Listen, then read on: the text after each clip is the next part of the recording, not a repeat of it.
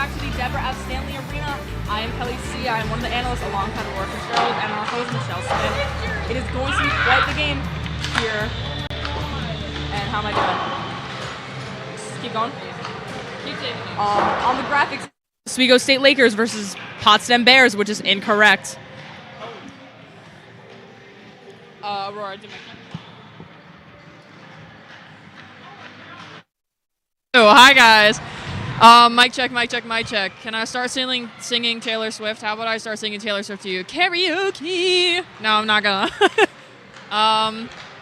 What? Oh, keep talking. Let's see. The Lakers had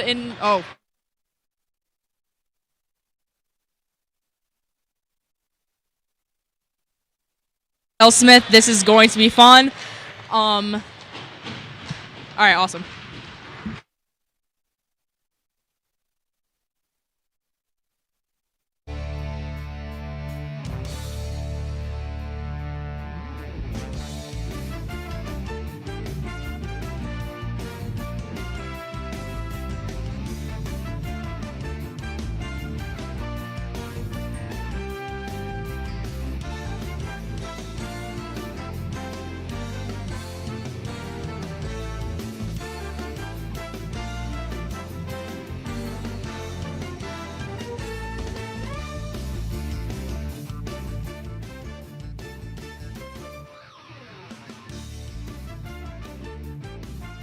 Can you hear me? Hey, it's Ashlyn. What a wonderful day in Oswego doing women's hockey.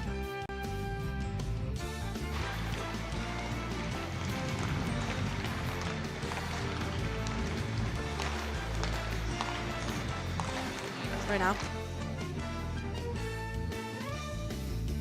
We are here for a women's ice hockey matchup between the Oswego State Lakers and William Smith Herons.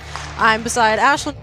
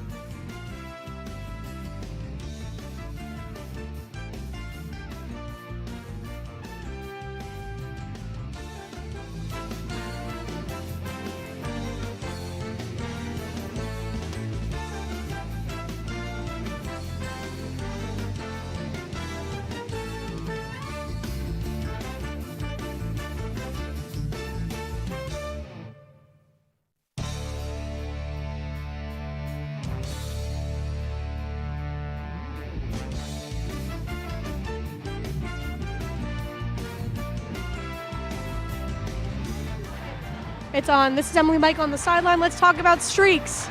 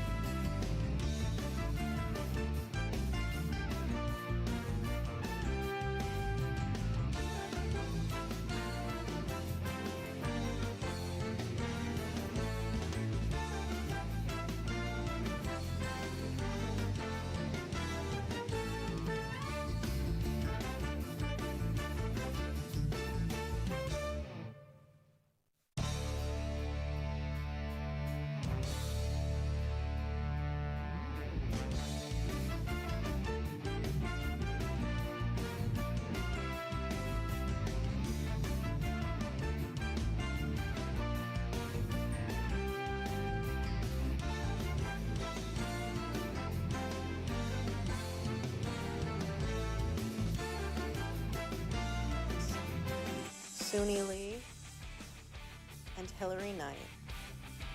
All have shown that it takes hard work, determination, and consistency to thrive in the world of women's sports. Demand is increasing, the stakes are rising higher and higher.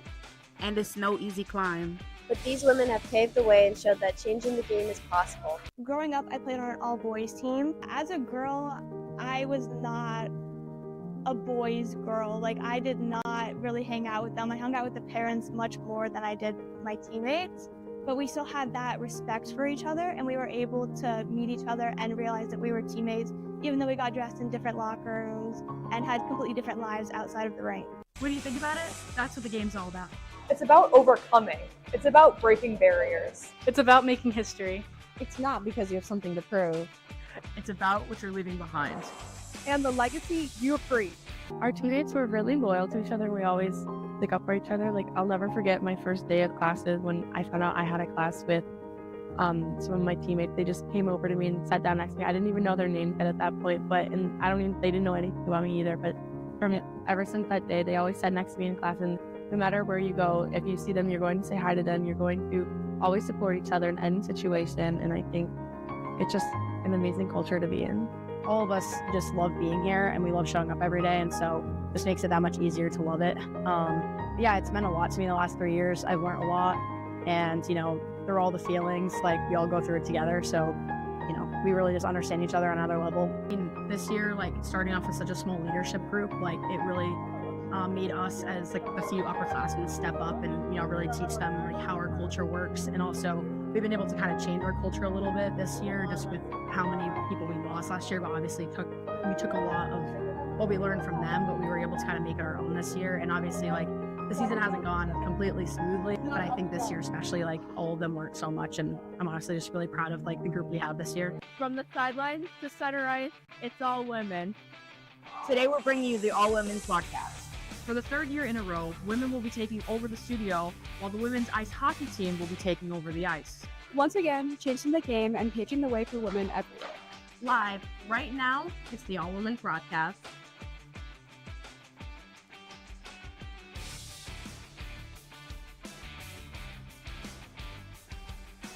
Again, you just look at it like it's just a game. We play for. Welcome to the Deborah F. Stanley Arena for some afternoon hockey. Oswego Lakers versus William Smith Herons. I'm your host, Michelle Smith, and I'm joined by our analysts, Kelly C. and Aurora Fitzgerald. Welcome to the Perch, ladies. Now, before we dive into what we're expecting on the ice in an Oswego versus William Smith matchup, I want to take a moment to highlight what today means for us here at WTOP 10.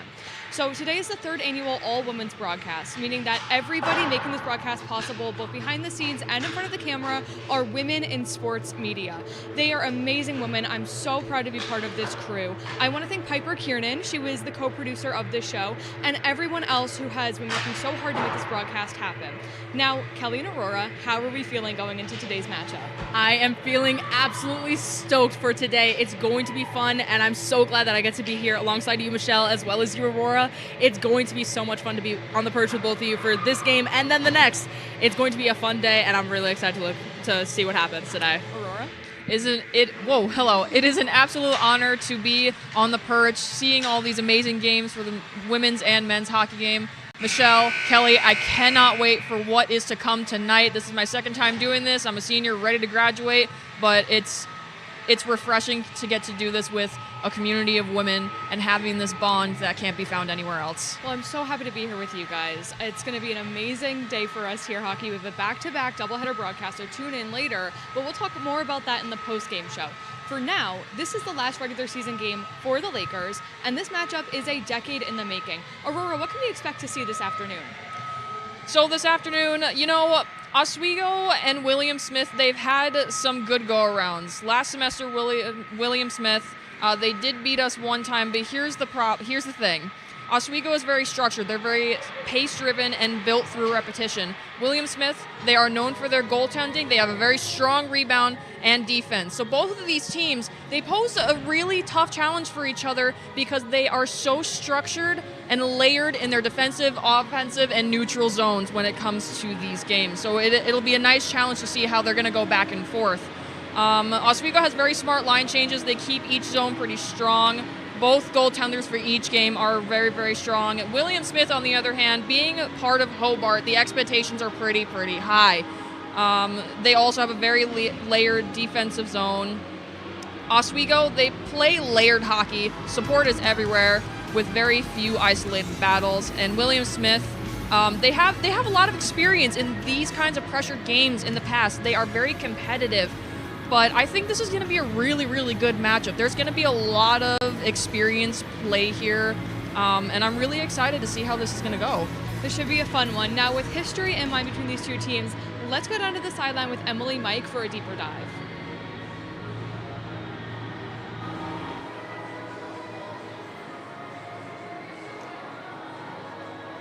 That's all right. Thanks, ladies. Now let's talk about streaks. After the Lakins and the Herons' last game in November 2025, this makes William Smith's longest winning streak to date, lasting just 1 game and 3 months to the day. Their last game together resulted in a 2-1 win for the Herons on their home ice, and the Herons have a winning percentage of just 21.43% while at the Deb. So let's see if the Lakers can break that streak tonight or send the Herons flying home with a victory. Back up to you, ladies. Thanks, Emily. When we come back, we'll have more on today's game and a look around the SUNY. Stick around.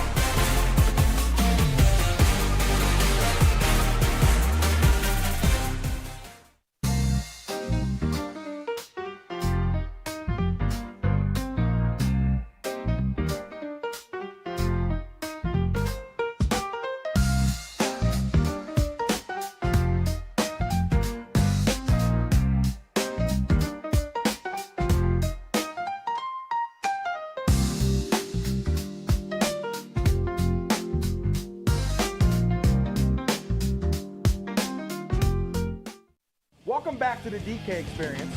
Go back to your job. Every NFL fan has played for the last 15 games. They beat. Writing a letter to the NFL fans? Get out of here with that. Let me finish. No, finish. Stop. Johnny Manziel? That guy, he's a loser. No, that's. Oh. Watch the DK experience. Is there anything interesting happening in here? Joe, is there anything interesting happening in here? Yes, there is some interesting stuff tonight. We're doing our weather outside. Oh, okay. Our I don't quick care. weather. Never mind.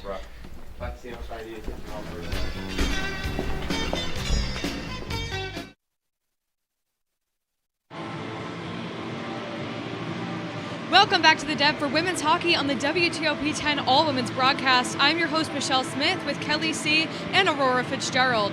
Now, taking a look around the conference, not only have William Smith and Oswego already clinched playoff spots, but they're tied for points going into this game. Aurora, tell me what else is going on in the SUNY today. Going on the SUNY today for women's ice hockey. All these games are going to be at 3 o'clock today. We got Buss State at Canton.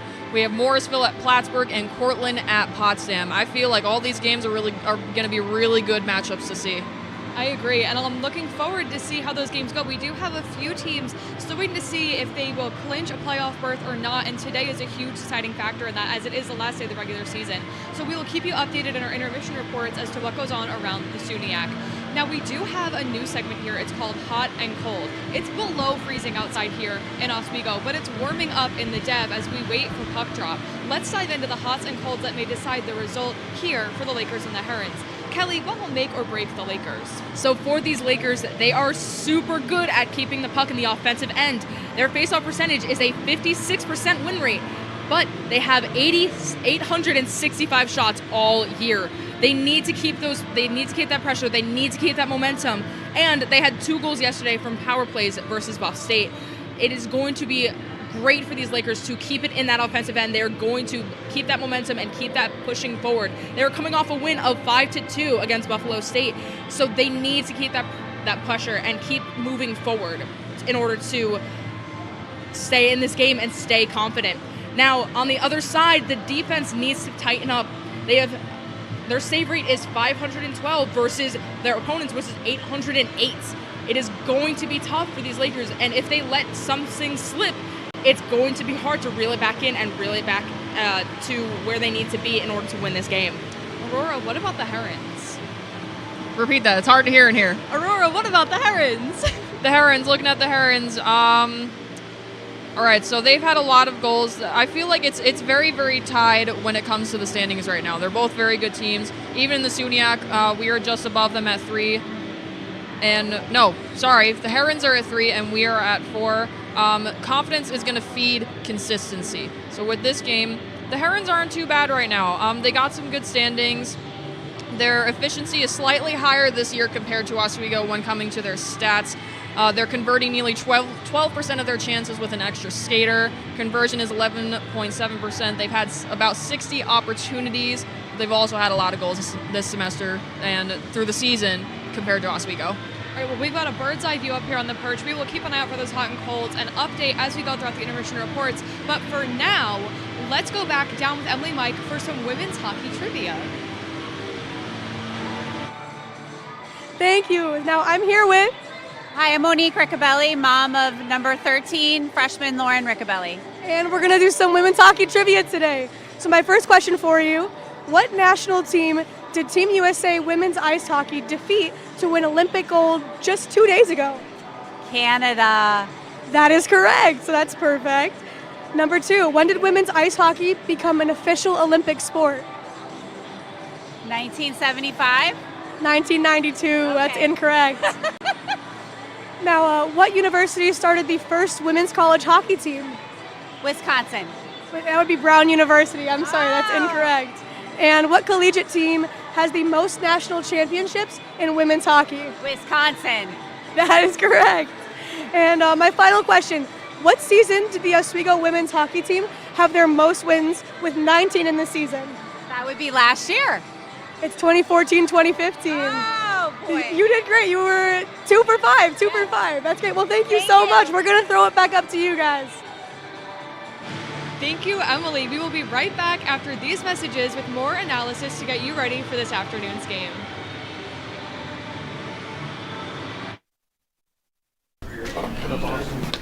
I saw bread, and I want some bread. I feel like the amount of work that we get here is very different than a community college. So at my last school, we had at least an essay a week that was due for any given class. Yeah. Also make you really appealing because you start in the fall, where it's kind of like, well, still good sport. If it's hockey, It's what they score! it's on Hockey Talk. Join Rob Finger and his panel of guests. Their behavior against easy teams. How do you lose to the Bruins twice? As they take you through the hockey world. We welcome you with open arms. Tune into Hockey Talk, Mondays at 9:30 after East Coast hockey games. Only on WTOP.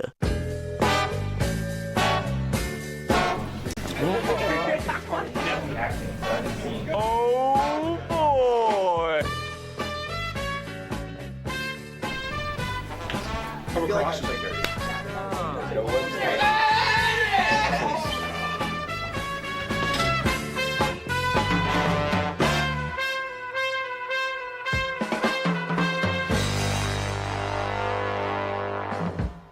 Good evening and welcome to Jeopardy. I am your host, Joe.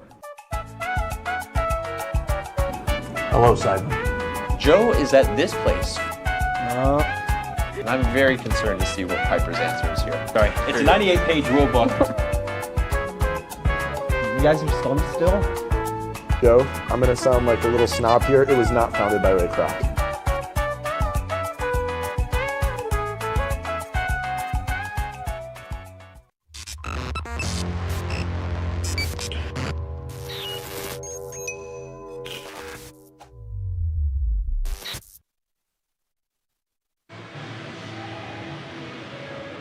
Welcome back to the Perch at the Deborah F. Stanley Arena for women's ice hockey on a frigid Saturday afternoon. I'm your host, Michelle Smith. With me are Kelly C. and Aurora Fitzgerald. Now, before we get back into Kelly and Aurora's expert analysis, let's throw it to Ashlyn and Jen in the press box.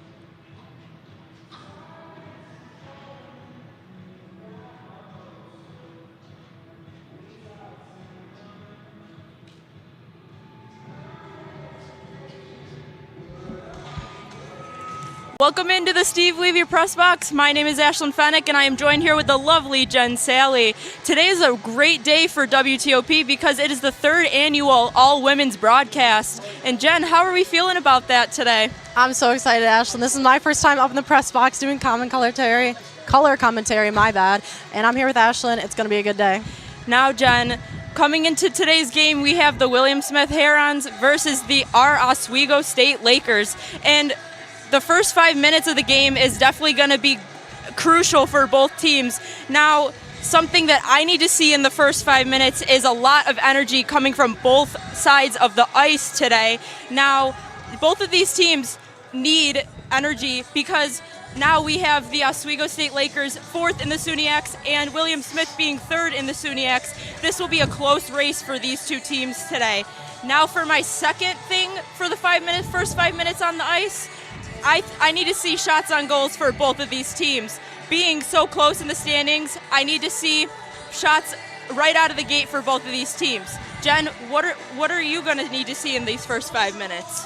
One thing I personally would love to see, Ashlyn, I would love to see some pressure in the neutral zone. Now, this can be a very challenging thing to do, but so beneficial. Why is that? You're limiting the other team's plays, you're disrupting their rhythm, knocking them off their game, and you're gaining control of the ice for your team. And speaking of gaining control, something else I'd love to see in these first 5 minutes, I want to see some early on power plays. I mean, getting that extra edge, that extra advantage, you're getting your team up there, whether you score or not, you're getting up there, shots on goals, you're getting yourself on the boards. Now, I couldn't agree with you more, Jen, but I also have some needs coming into this very dominant game that's about to happen. Now, my first need is I need to see strong defense from both sides of the ice. William Smith and Oswego really need to not let the puck in to the goals. Now, Mia DeVivo and Iwicki from both sides need to be able to stop the puck on both sides. Now, for this, my second need is definitely going to be Oswego scoring at least 3 or more goals in this game. Now, them being fourth in the SUNY, this game could be crucial for them. If they win today, they could pull up to third in the SUNY. So I'm expecting a lot from them, getting at least 3 or more goals. Now, for my third need of this game, I'm going to need to see Oswego scoring first, or even William Smith scoring first. Jen, can you expand on that one? Yeah, of course, Ashlyn. I mean, scoring in the first period, it just sets your team up for success at the end of the day. You're getting that first goal nerve off your chest. You got maybe a 1-goal advantage going into the second period, and I just think it's beneficial for anyone, truly. Now, going into our X Factor players, now, I had a hard time trying to find because we have a lot of strong players on both sides of the ice today. Now, for my pick for Oswego, I chose number 14, sophomore forward Megan Smith. I felt she has been a dominant force in this game, and she is the only Laker to get a hat trick. Now, I feel she will really come in clutch today for the Lakers because she takes all the draws. She's a very dominant player, and I've seen it throughout the whole season so far.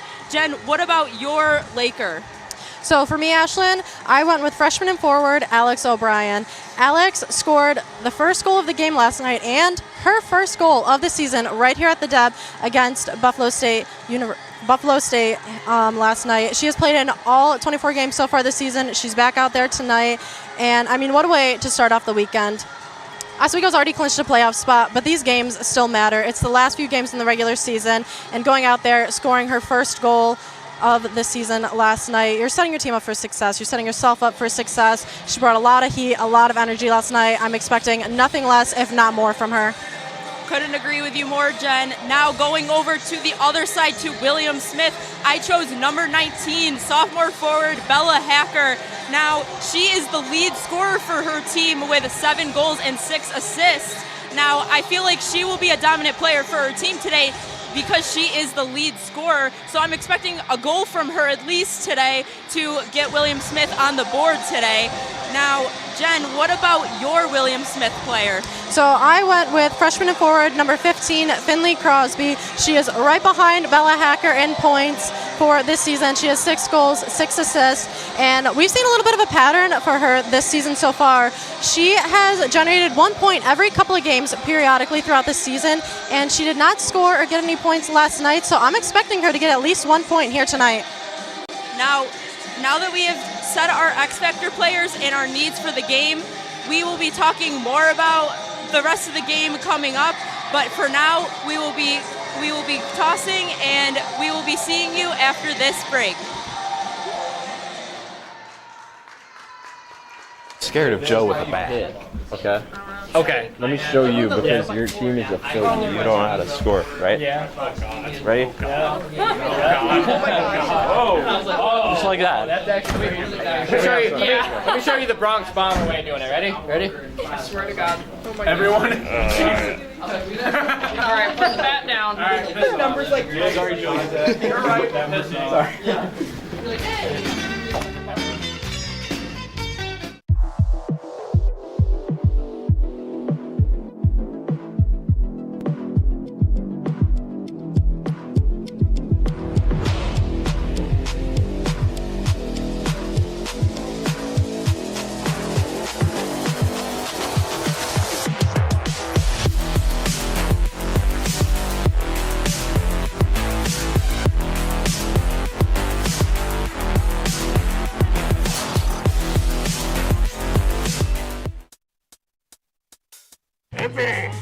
I had to eat a raw egg on Chris's dormitory floor. I currently don't have any federal pending charges. You know what you never did? You never walked to Walmart, Chris. That's my co-host. This is for making me eat roast Pop-Tarts. It's showtime, Crits. Come on. I want to be on the air for that. I got a couple things to say. No. Spin the wheel. But you got censorship. Welcome back. Welcome back. Welcome back to... If only we had someone who could tell us what we should and shouldn't watch. Well, do we have a show for you? Who are you? What are you doing in my bag? On Be Kind and Rewind, we will go through and review all your favorite movie franchises and tell you which ones you should and shouldn't watch from the perspective of normal movie fans. Well, be sure to check out Be Kind and Rewind on WTOP 10.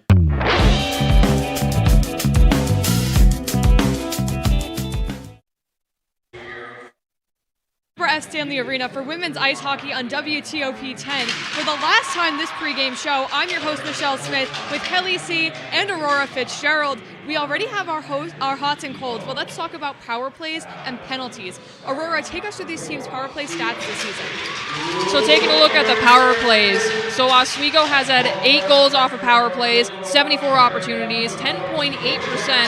So that's about just a bit more than 1 in 10 power plays this season. They're solid, but it's not really too dominant. However, whenever they get that every woman advantage opportunity, that is very, very important. They kind of have that quite a bit, so that adds to these percentages. William Smith, however, goals off the power plays, they only have 7, opportunities 60.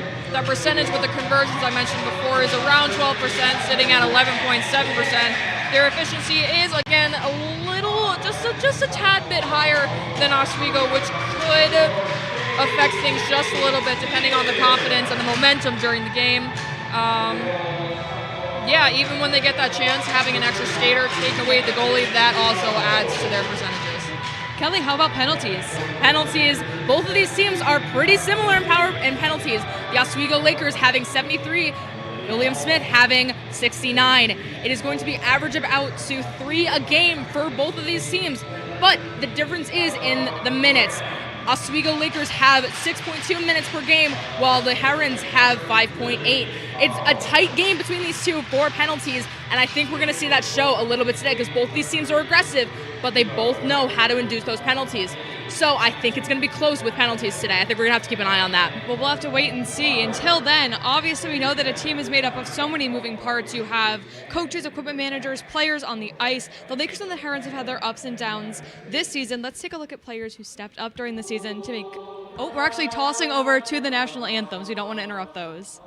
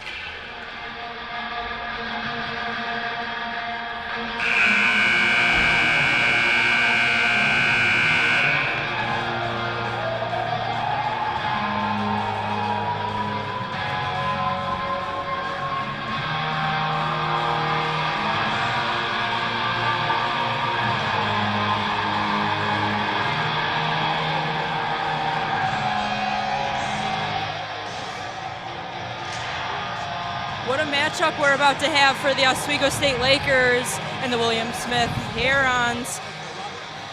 We are about a couple seconds away from puck drop. Jen, what do you think the outcome's going to be for this game today?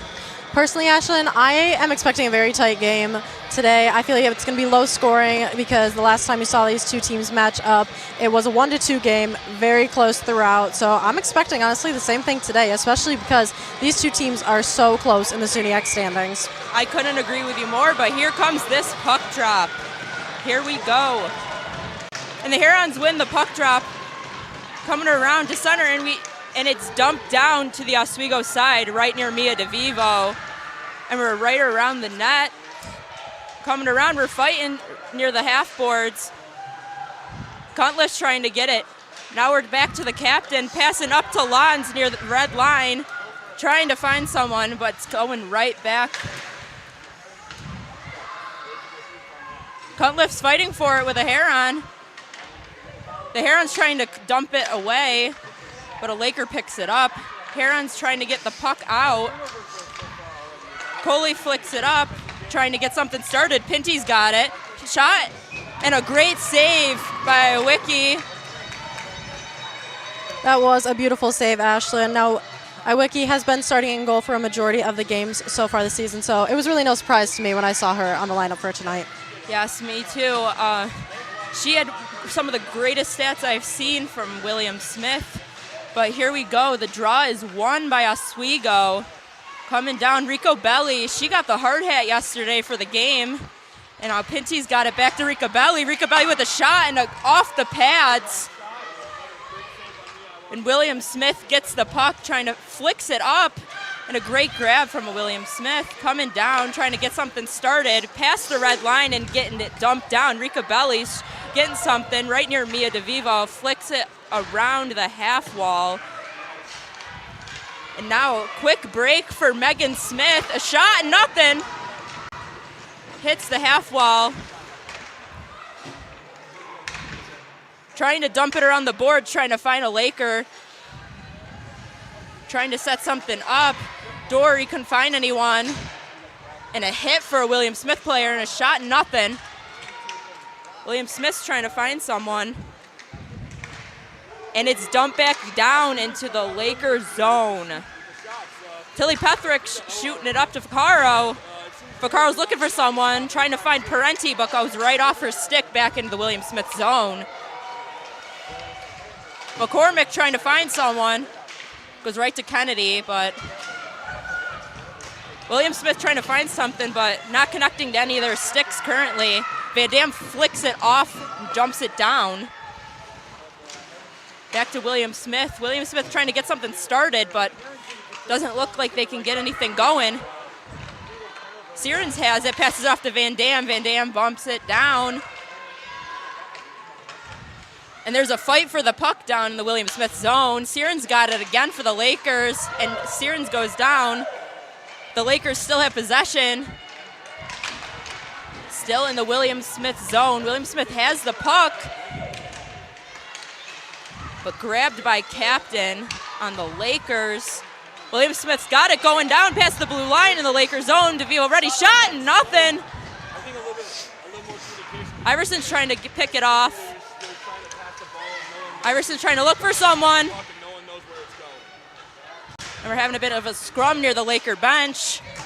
O'Brien dumps it down, goes around the boards of the William Smith side.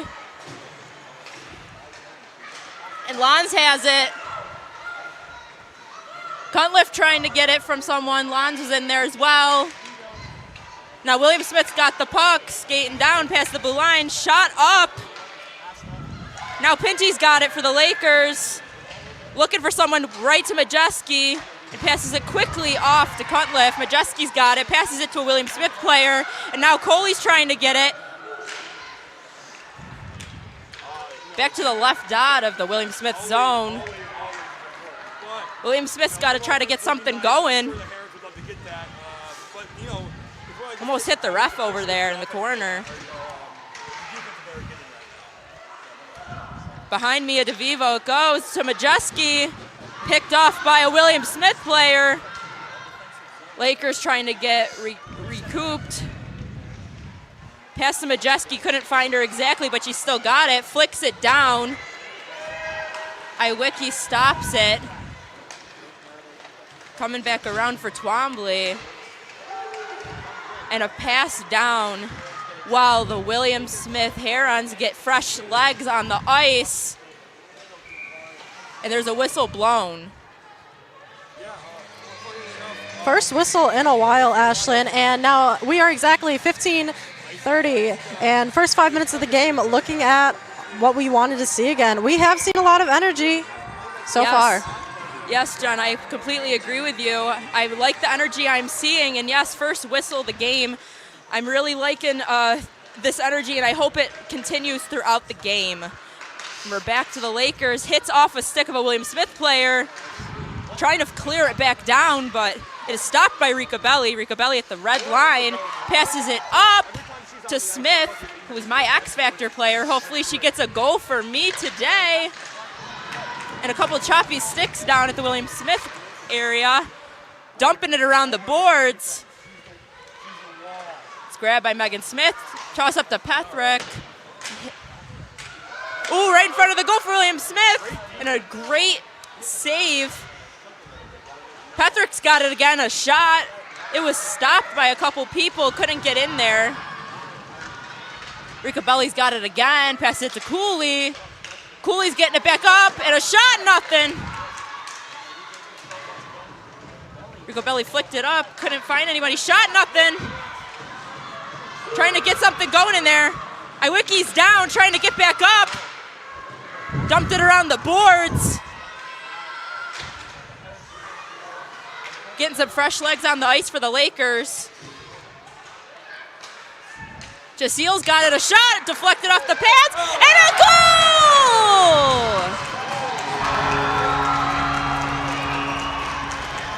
That was a beautiful goal from the Lakers to kickstart this game. Like we said, scoring early on, great way to start it. Yeah, it looks like our picks are going well, Jen. I agree, Ashlyn. Looks like Lily Ficaro scored that one for the Lakers. Good job, Lily Ficaro. Let's see if the energy keeps up for the Lakers and William Smith. And the draw. Looks like we're having a tough time getting the face off there, and William Smith's got it. That's Natalie May who got that one. Natalie May still on that. And it's down in the Lakers zone. Jaciel's down there, trying to get something going for the Lakers. Flicked under the blue line now in the center, and it's cleared. Right behind Mia DeVivo, Van Dam's down there. They're trying to get it cleared out. And it's flicked up. Looks like Sirens is trying to get it, dumped around the half wall. And it was chopped at. A shot, nothing. Looks like it deflected off a Laker. And that was a missed pass by Maddie Twombly. Got some fresh legs on the ice for the Lakers. And that looks like it was a icing call.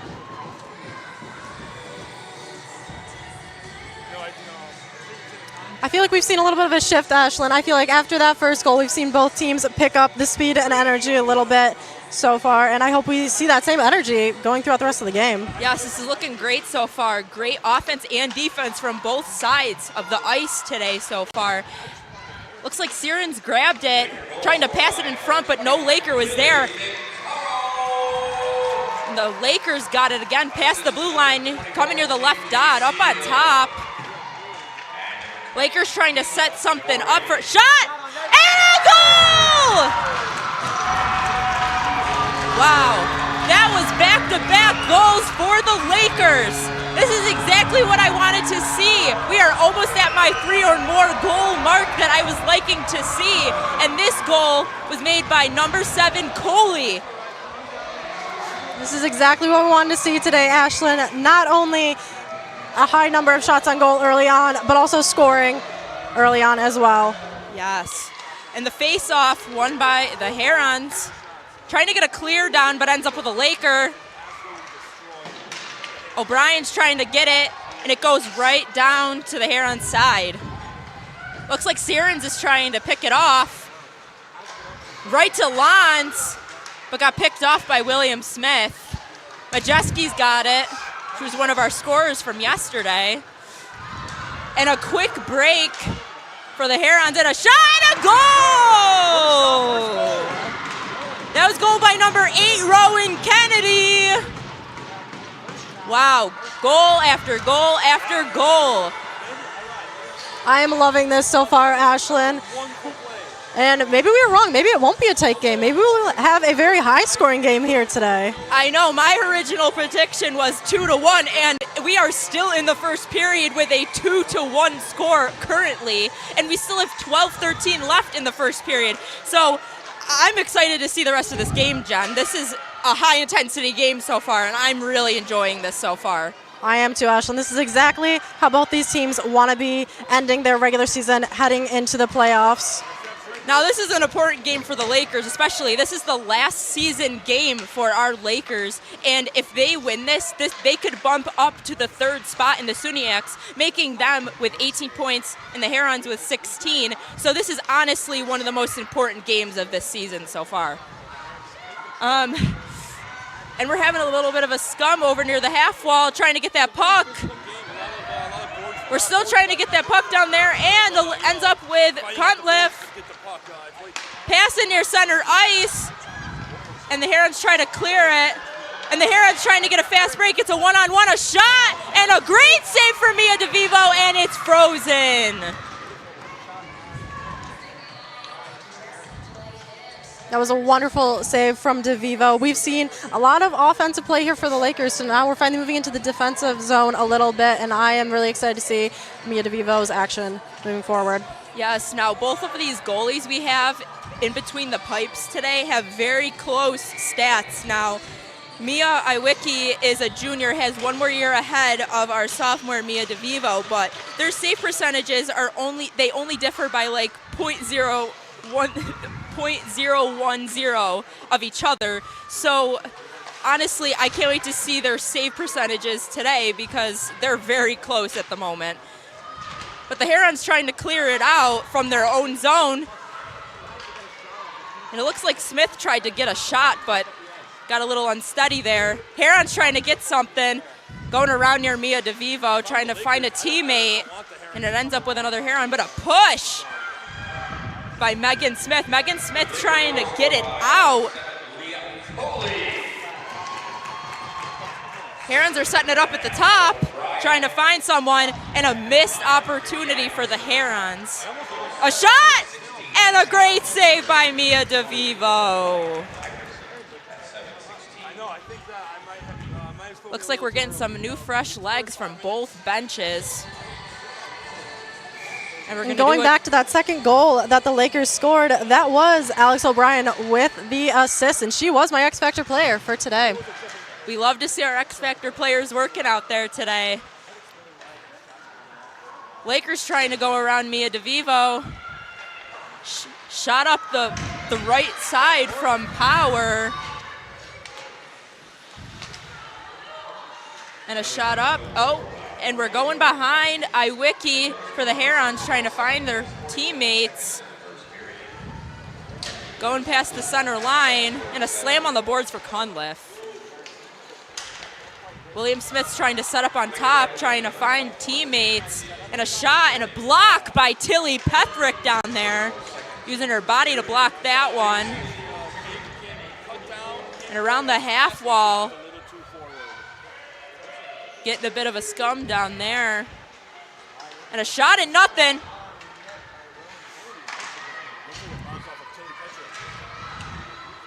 Near the far right dot, nothing. It's dumped around the boards up at the top for the Herons. Tilly Pethrick trying to clear it, and she did. Back in the Heron zone. Rico Belli trying to stop the pass. Herons got it, and a shot! And another great save for Mia DeVivo. The consistency from her has been powerful so far this game.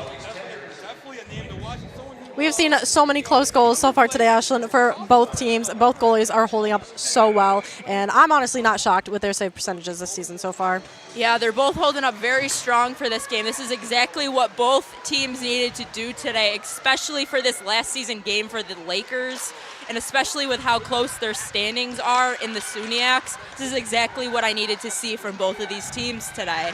And a dumper on the boards for the Herons. Pinty's got it for the Lakers, trying to find a teammate, passes it around, trying to find someone, and it bounced right off the stick of Megan Smith. Schum's trying to get it, but got tangled up with Rico Belli down there. Passes the blue line, trying to find a teammate, bounces right off her stick to Van Dam, and Van Dam passing it back. O'Brien's got it. Jen's X Factor player with a shot! Right off the leather of Iwicki. William Smith to the Kowiski. Back past the blue line. Trying to find someone. Bounced right off the stick. Heron's trying to get something going, and it goes right past the end goal line. Fighting for that puck down there near the half wall. And it ends up with the Lakers once again. And a dump right around the boards. Van Dam's got it for the Lakers. To Sierens, trying to find a pass, but hits off a stick of a Heron. Trying to find a quick break. And Van Dam's got it right back for the Lakers. What a hit we got down there. Cunliffe and it goes right down to the William Smith side once again.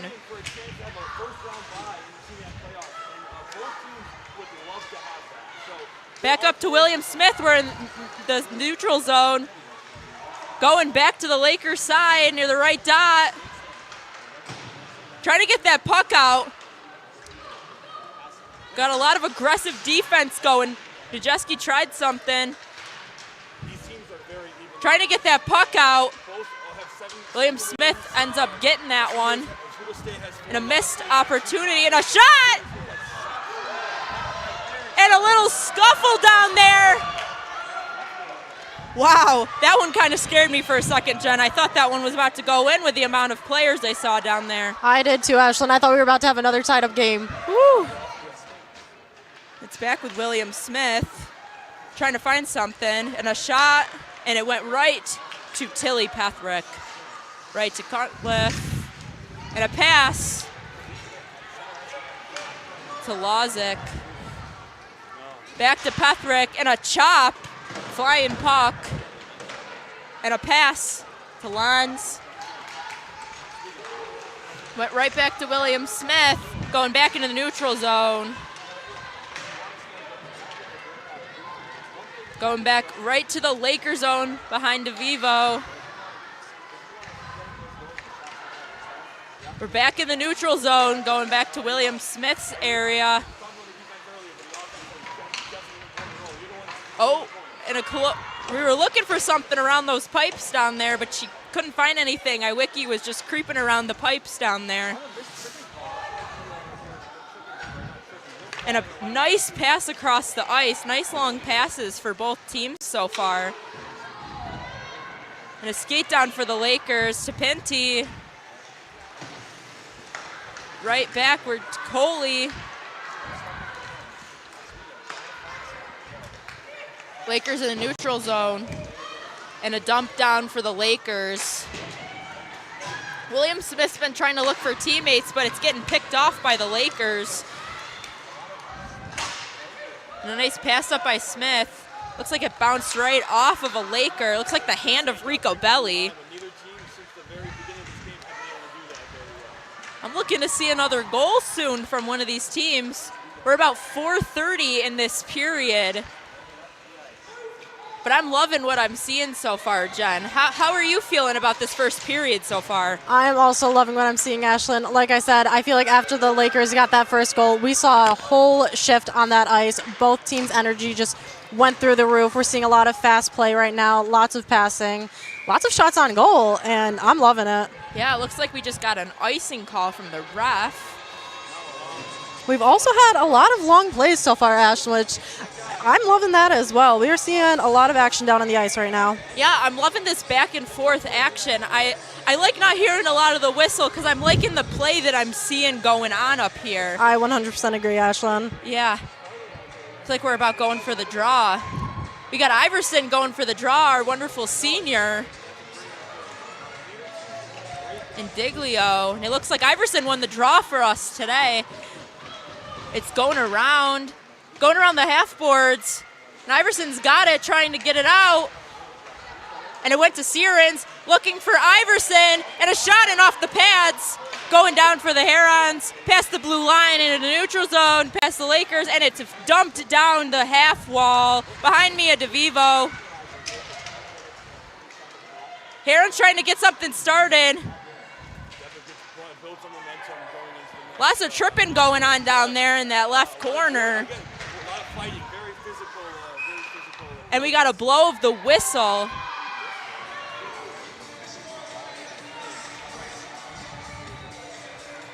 Lots of aggression going on. I agree, Ashley. We've been seeing a lot of physical play from both these teams later on in this period. Yeah, at the start I didn't see very much of that, but recently I've been seeing a lot of shoving and tripping and lots of stuff going on. And we got an Oswego power play. We're going having a 5-on-4 right now. Let's see if the Lakers can use this to their advantage and get another goal for them. And a look to Pinty. Pinty's got it up top. Pinty's looking for a teammate. And another look to Ricabelli. Ricabelli with a shot and a save by Iwicki right off the pads. Looks like there's a little shoving down there. Pitty's got it back up top on the left side. And a shot for Pitty. That one almost looked like another goal for me. It looks like it bounced right off that right pipe down there. Pinty's got it up top in the center for them again. And a shot, and right off the pads of Iwicki, Ricabelli's got it on the right side. Coming down, pass up top, right back to Pinty once again. Pinty's looking, a nice pass across, and a shot, and a save for Iwicki. It may not have happened in the first 5 minutes, but we have seen both teams get a power play advantage in this period, and that is something we wanted to see today, Ashlyn, and we got it. Yes. Last time these two teams faced, there wasn't much power play action, but we got a power play right now, so let's see if these Oswego Lakers can use this to their advantage. And the Herons got a 1-to-1 battle and a shot, and a nice save for Mia DeVivo. Hitting it off the sideboards, coming down to Megan Smith, my X Factor player. Going down to Dory on the right side. And a pass to Cunliffe. Going back to Megan Smith on the right dot, and a shot and nothing. Going around the board on its side. Jaciel's got it. Going back to our captain, Van Dam. And a pass up the half wall. Jaciel's wide open for that nice pass across. Jaciel looking. Gave it right to Dory. And a nice look for Dory right to Cunliffe. Trying to find something. Wow.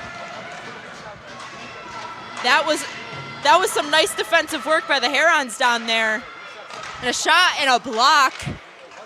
It's like it couldn't get through the players that were guarding Iwicki down there. Megan Smith's got it. Passes it back around the boards. We're at a little bit of a pause, but we got it back. Iverson's trying to grab it from William Smith. Jaziel with a little flick from the stick.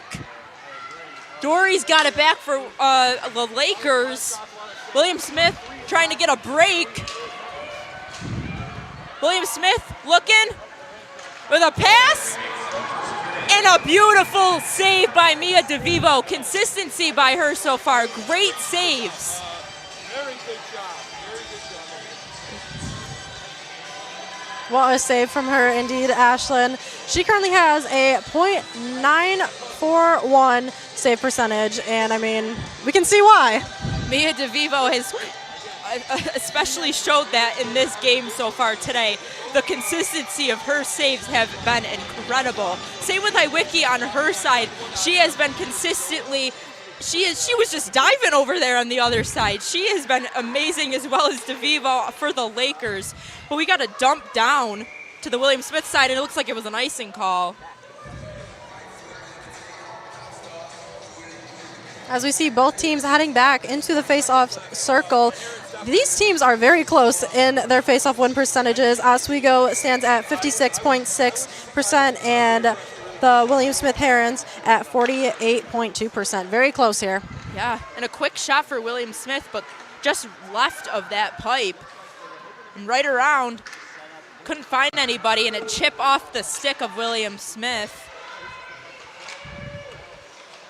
Coming around, having a bit of a tussle with the Lakers down there. Got a couple players down there trying to find something. Back around, that's Maddie Twombly. Maddie Twombly trying to find someone, and a flick up the ice. Ends up with Van Dam. And Schum's looking for someone. Back up to Crosby, couldn't find anybody. And a shot and just left of the post. We're trying to get the puck out in that left corner, and that is the end of the first period.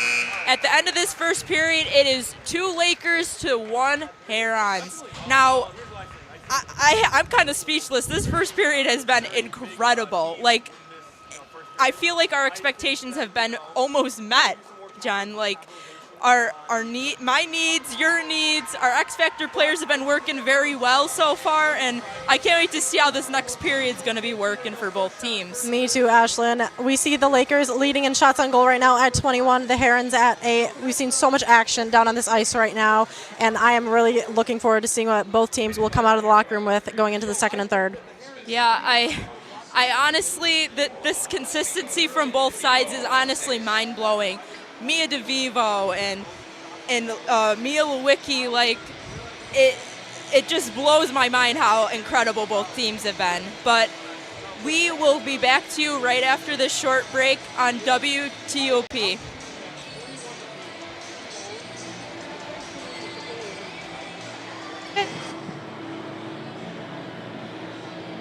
All right, I'm here with number 7, junior defense, Leah Coley, scored the second goal of today's game. How are you feeling, Leah? I feel great. I'm so happy to be playing in this game. So you kind of rode the high of that first goal and slammed that second one in. How are you going to bring that energy into the later periods of this game? I'm going to go in the locker room and make sure my teammates know how well they're doing and fire everybody up to get ready to come back out for the second. Perfect. Now, Leah, we spoke early last week, and can you just tell me what it means to you, to be a woman in sports, kind of bringing that energy each day?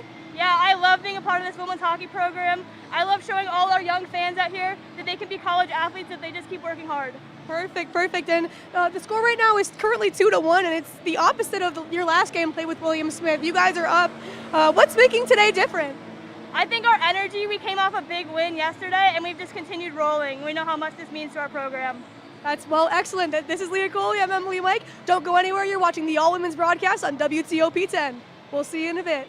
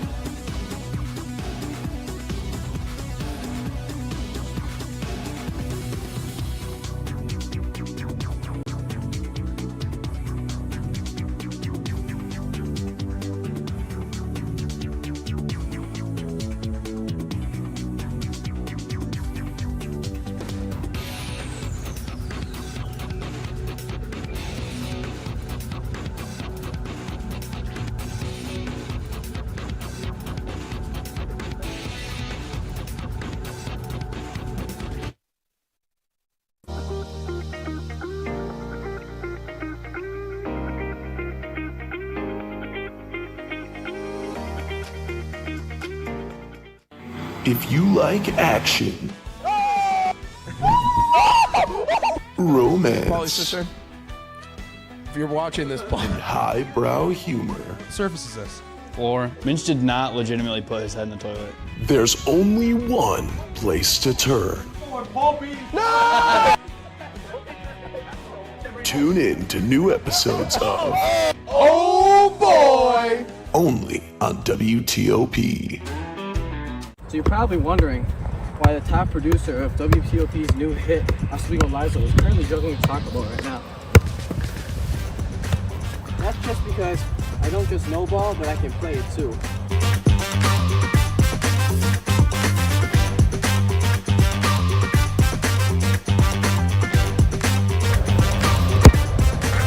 WTOP, live every other Sunday, 7 p.m. Tune in.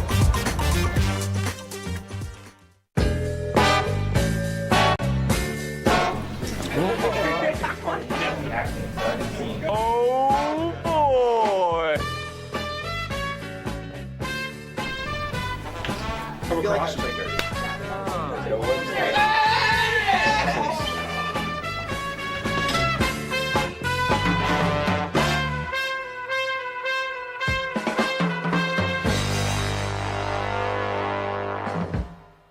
Who else would you want behind this camera other than Austin Claus?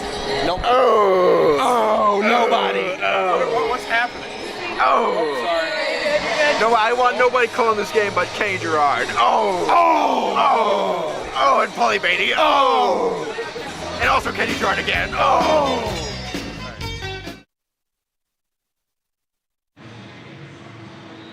Welcome to The Perch for our first intermission report. I'm your host, Michelle Smith, with Kelly C. and Aurora Fitzgerald on the WTOP 10 all-women's broadcast.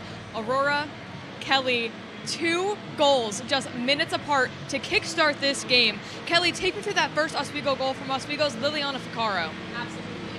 In minutes of this game starting, Liliana Ficaro Showed how the Lakers do it.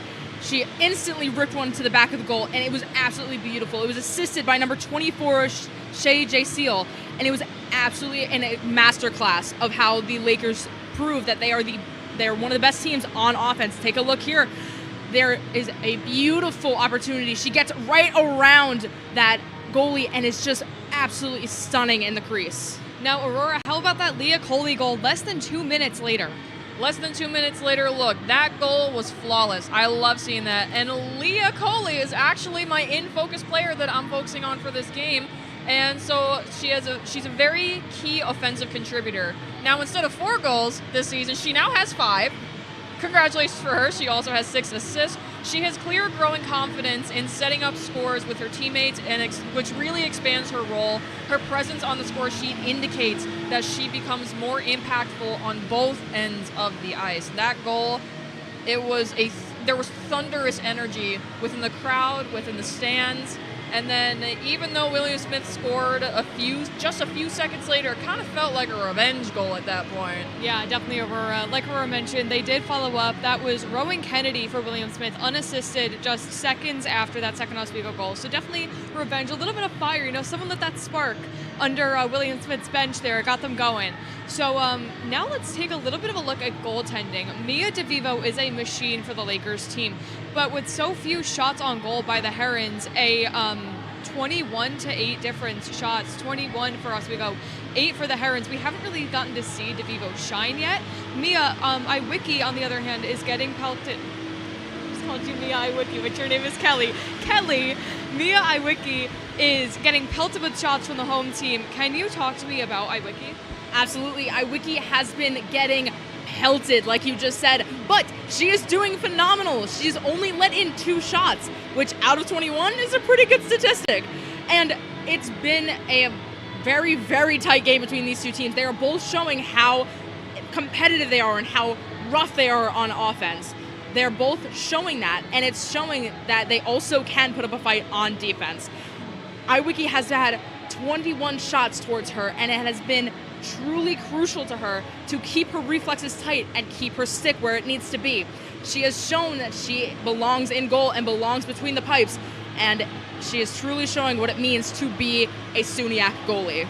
Absolutely, especially with those SUNYAC playoffs coming up. Aurora, what about DeVivo tonight? DeVivo tonight, she's really, really amazing. Very, very strong. It's about the whole team's confidence. Her confidence is going to affect most, if not all, of the rest of the team during the whole game. Each period, her confidence, it's going to automatically go to each and every player. It's a form of confidence that's going, if it's consistent, I have no doubt that they're going to win. Absolutely, and I know we have 40 minutes left to play, so we'll see how these goalies, kind of live up to their first period performance, which was, even though we're at 2-1 at this point, pretty phenomenal. And that has a lot to do with energy. The energy was up on both sides. A lot of time was spent in that Lakers O-zone. But Kelly, I saw you taking some notes about energy from specific players. What did you see on the ice? Yeah, so like you said, there's been a lot of energy from the Oswego State Lakers, but there is one player in specific I want to mention, and that is number 11 on William Smith. She has been electric on the ice, but also off on the bench. She has been slamming the boards, slamming everything, basically. She has truly been showing her team and showing what it means to be a motivator. She has fantastic energy on the ice and off, and she truly has been showing what it means to be this close to the SUNYACs, knowing what this game means and the pressure that is on both of these teams. She has been motivating her team and showing what it means to be in the SUNYACs. Now, during our pregame show, we did not share our score predictions. That is my favorite segment. It gets me energized and hyped for the game to come. So why don't we go ahead and share them now and decide if maybe we need to adjust. I know during yesterday's women's game here at the Deb, we ended up changing our score predictions every single period because I kept blowing them out of the water. We'll see if it's the same, but we'll go to Kelly first. What was your score prediction? So my score prediction was actually the result of this first period. I was 2-1 Oswego, but I'm definitely going to have to adjust with the energy that both these teams are bringing. I'm going to go a little bit more risky and say 5-3. I think it's going to be tough. I think it's going to be a lot of shots on goal, and we're going to see a lot of scores. And I think it's going to go home with the Lakers today. Aurora, what do you think? Originally, well, my score was 2-2, possibly going into overtime, maybe tying it. But Cursed it, Aurora. You cursed it, Aurora. I'm sorry. I know. I said the dirty word, overtime. I'm so sorry, guys. Hopefully, we're not jinxed. But my current score probably 4-2 Lakers. Okay, all right. My original pick was 4-3 Oswego. Usually, if I have both of my analysts saying that it's Oswego, I would go for the other team. I honestly do think that that William Smith could pull it out tonight, but I don't know. The scoreboard speaks for itself. I think I might stick with that 4-3 Oswego and not shift to allow that other team a little bit of an advantage with us. I'm not going to say any words that might, curse the ice here this afternoon. I shall lift the curse. Don't worry. We will lift the curse. We'll work something out. I know Aurora's a little witchy. We'll lift the curse. Now, we'll see how that ends up later on. But before we get back into the action with Jen and Ashlyn, let's take a look around the SUNYAC as 3 more games are being played right now. Aurora, do you want to take us back around? Yes, ma'am. Around the SUNYAC, Buff State is leading Canton 1-0 right now. Morrisville versus Plattsburgh. Plattsburgh is up 3, Morrisville at 0. Cortland versus Potsdam, currently 0-0, so probably a tough game. All right, well, we'll see how that goes. I believe Potsdam is currently out of a playoff spot. I may be wrong, and if I am, I will correct myself next time I see you so that no one has any false information. But it'll be interesting to see how this game affects the rest of the SUNYAC standings, and then for these other 3 games to come to a close too during ours. That is all for us on the Perch for the intermission report. We'll see you after the second period, and until then, you're in the good hands of Ashlyn and Jen.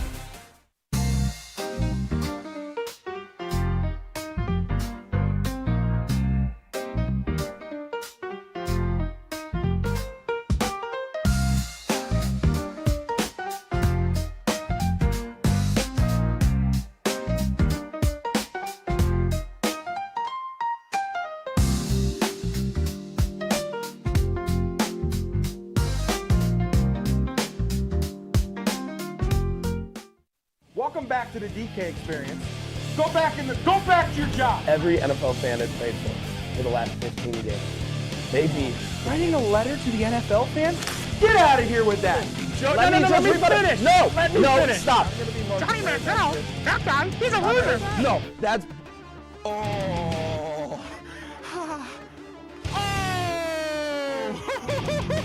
Watch the DK experience. Is there anything interesting happening in here? Joe, is there anything interesting happening in here? Yes, there is some interesting stuff tonight. We're doing our weather outside. Our quick weather. Never mind.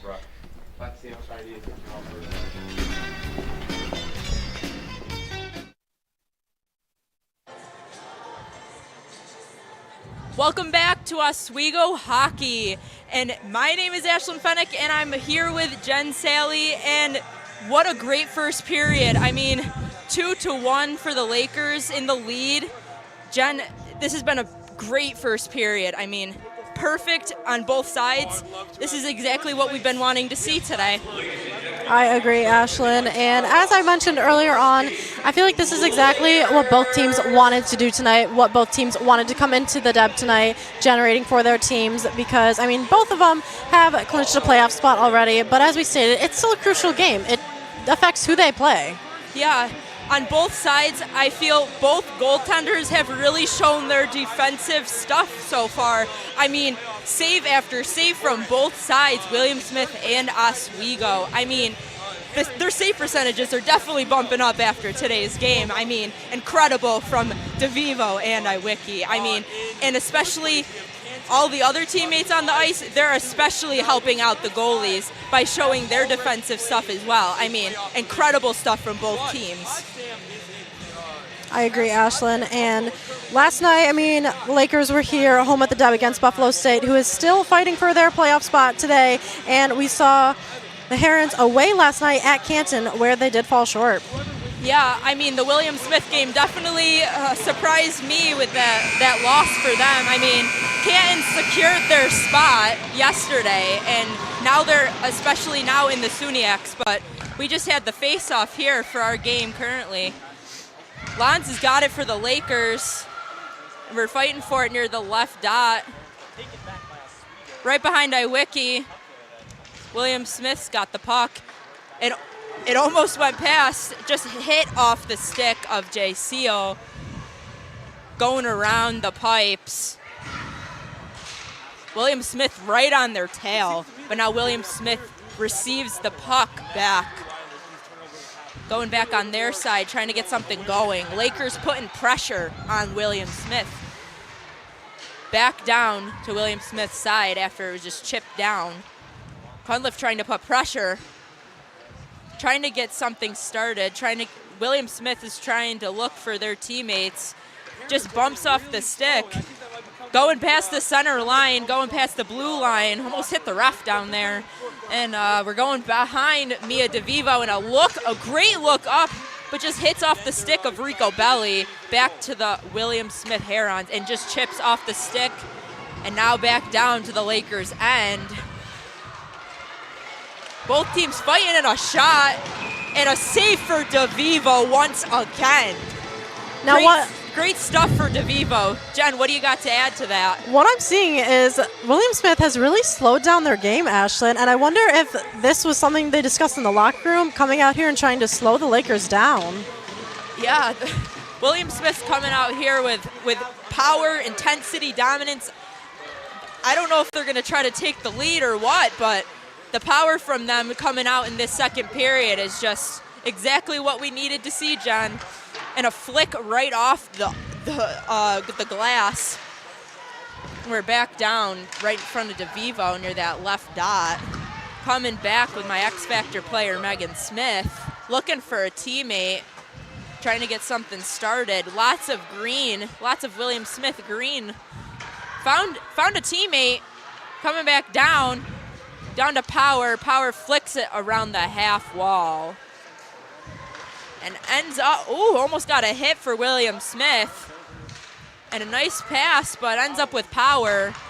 Power sent it back up to Pethrick and tried to set something up, but then got flicked back down by William Smith back down in the Lakers zone. Something I'm really seeing here from William Smith is they're creating a lot of space and a lot of passing space, not just for passing, but I think it's also to open up for new plays as well. Yes, I totally agree with you on that. I feel that William Smith is trying to find those openings to try to potentially get another goal to tie it. And there's the draw. Van Dam ends up getting it off that draw. And a shot right off the pads of Iwicki. And it's ending back up with the Lakers, but it just hits off her stick. And a hit from William Smith to a teammate and flicks it down the ice. What a great pass! Going down past the blue line into the Lakers zone. Trying to find something to get it started. And it's taken by Van Dam. And a little shove. Pass to the right dot down here. Jay Seals got it, flicks it around, dumps it back. Van Dam's got it, just tips off the stick of Crosby. And the Lakers regain power and a little flick around the boards.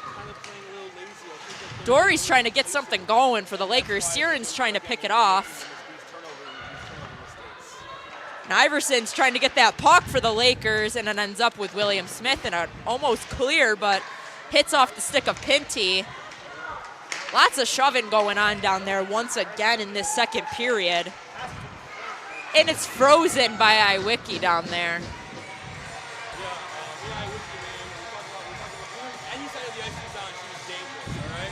Jen, how's your X Factor player doing? So far, my X Factor player for Oswego, I think, has been doing great. Alex O'Brien, she picked up an assist pretty early on with Leah Coley's goal there. And a little chip and a hit. Trying to get the puck. We've got some aggression going down there near the right dot. And a flick for the William Smith Herons. And a clear down there. And Coley's got it going around the boards on the right side. Coley's got it again. Looks like fans are getting a little hype down there, trying to cheer for their fellow Laker Coley. Lodge is trying to get to that puck. Maybe she'll pick up another goal today. I was hoping for a hat trick last weekend, but I feel like Lons could get in another game because I got a lot of faith in her. But Lons has got it, and a shot, and a block by the Pants. Wow, that one, wow. That was pretty intense down there, Jen. It was. That was another very close goal. I mean, it was in the blue, just not over the line. Yeah, honestly, that's probably like the third one today of something happened. If we look at this replay, we see a shot, and it looks like just misses the pipe and goes right behind the goal. Wow. And we got in a Laker power play. Let's see if the Lakers can get this going with another goal. Looks like we got a penalty on number 2, 2-minute penalty. The Lakers gain possession, trying to get something going with this power play since they got that extra man, and a shot, and it looks like it was blocked by somebody. Iwicki's trying to really look around her crease she's got, because that puck's been pretty wild down on her end. Van Dam stops it for the Lakers, looking for someone down at the left dot on the William Smith side. Looks for teammate Megan Smith. Back to Van Dam. Back up to Jay Zeal, finds teammate. Passing it, looking, shot! And a save by Iwicki. The Herons are playing a lot of zone defense, and I think that And that penalty went against number 2 on the... Thank you. Thank you. Thanks. I'm here with Eleanor Branham. And Eleanor is just 9 years old. Now you skate and you flag bear for the Lakers today, and it was just you outside. Can you tell me about the courage that it took to be out there alone today? It took a lot of courage and bravery to do it, especially with the trying not to fall on the ice. 100%. Well, thank you so much. We're going to send it back to you guys. And we got a whistle blown. Jen, you want to talk a little bit about that penalty that just happened for number 2? Absolutely, Ashlyn. That was on Skylar Toffolo on William Smith for cross-checking, or about halfway through it, and so far, William Smith has been able to fight it off. And a shot by Coley, and it was nothing, and it was covered by Iwicki down there. Puck's been pretty active down by the William Smith end of the ice. Looks like we're going to be getting ready for a draw down here on the left dot of the William Smith side. Parenti's taking it. And Parenti wins it. Majeski passes it off to Coley. Coley looking. Back up on top, trying to get something going. It's a good look, but got a little choppy down there with William Smith. Parenti's got it back. Back up top. And a pass to Coley. A nice look. Just a missed opportunity for Oswego to get a nice shot. Pinty's got it up top for the Lakers. And a shot! And just right, just on the right of those, on the net. Oh my goodness. We're looking again. Majeski tried to find someone. Coley regained it for the Lakers. And a shot! And a nice save. We have seen some great opportunities here for the Lakers to score, but unfortunately we have just seen some incomplete passes. But I think that's definitely something they can clean up. Yeah, we're getting some fresh legs for both sides of the ice. And we're going to take the draw. Looks like Cutliffe's taking it for the draw for the Lakers. The Lakers look like they won that in a shot, and it was wide. Iwicki flicked that off. It went right in front of her. Natalie Mays got it. It just got chipped off by Power. Power's trying to get it out for the Lakers. Cutliffe's got it. Going down, passing it down. Couldn't find a teammate, but hits off. Lons tried to flick it to a teammate. Going back down the ice for William Smith, and a shot. It hits off Pethrick. We're in central ice, and a shot! And it's cleared out. Megan Smith trying to get something. Now it's on the right side. Cutliff to Power to Pethrick. Pethrick with a nice pass to Dory. Wow, that was a beautiful long pass. Prenti's trying to look, trying to chip it away from William Smith. Prenti's got it, chips it away. What a lead pass. There was no one there for the Lakers. Dory tried to get something chipped up. William Smith's trying to get a breakaway. Jay Seals trying to drop back. Trying to pick off the puck there. What do we got? Van Dam's down there. She got it. She's getting it back up to Dory on the right side. We're getting a little hitting down there. William Smith with a long pass up, chips off the stick right back to the Lakers. Lakers trying to flip it back up. We're near the blue line. William Smith trying to get a breakaway. We're on a one-on-one, a shot and a block for DeVivo. We're near the left dot trying to get the puck out and trying to get a clear. Couldn't get a clear on that one. William Smith up top with it, and a shot and a block for DeVivo.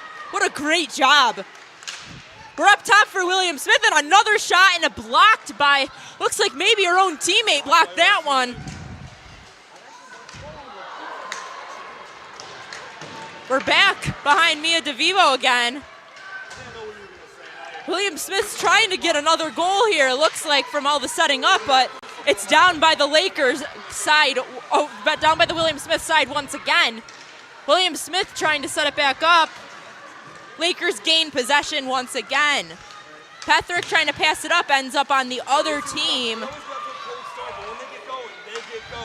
McCormick had possession with that for a while, but now ends up back with the Lakers. Passed it around. Powers got it, dumping it up to O'Brien. O'Brien just whiffs the stick a little bit. And we got a whistle on that one. Getting fresh legs on the ice for both Lakers and William Smith.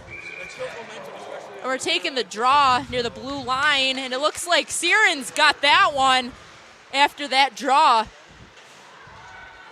Iverson, our seniors, got this one going around the pipes, and we lost the stick. We're on the far side, trying to get something going. William Smith with a quick breakaway. Powers drops back for the Lakers, trying to stop it. And a beautiful save for DeVivo. Continuous dominance for DeVivo between those pipes over there.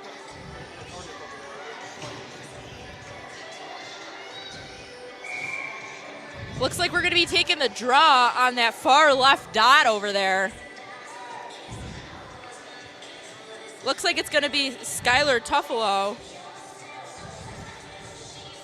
Looks like we're switching out. Majeski's going to take it for the Lakers over on that far dot. Majeski looks like she took it, and a quick hit around the half wall. Cutliffe's got it in a long pass, just a little forward from Majeski. Couldn't grab it, and a whiff for William Smith. Right back to Cutliff. William Smith's trying to get more breakaways and dumps it behind DeVivo. DeVivo gives it right back to teammate Coley.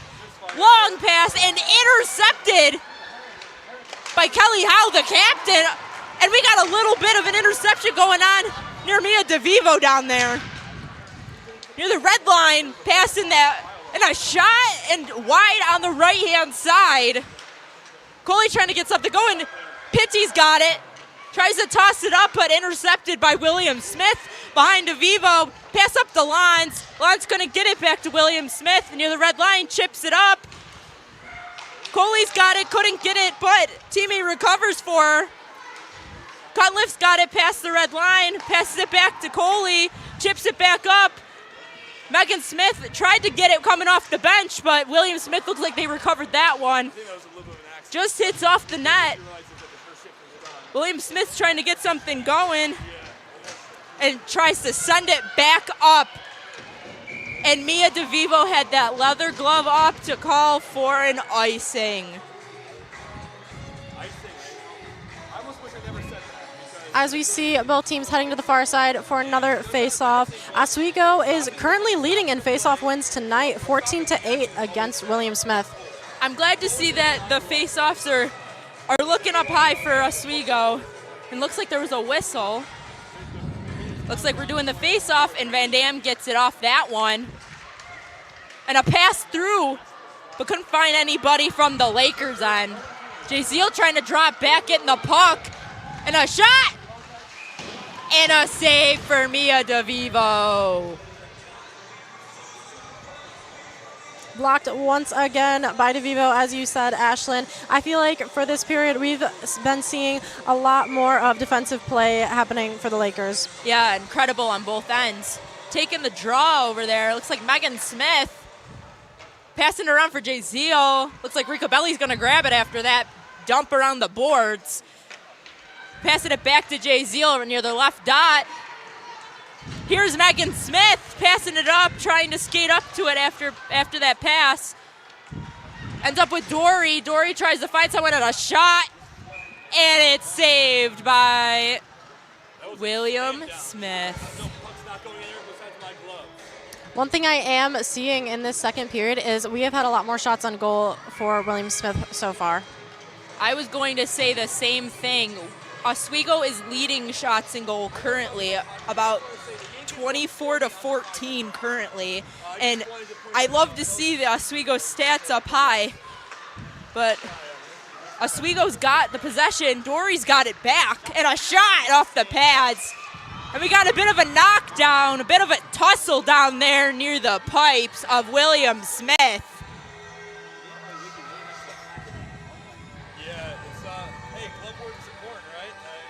Looks like we solved that tussle down there.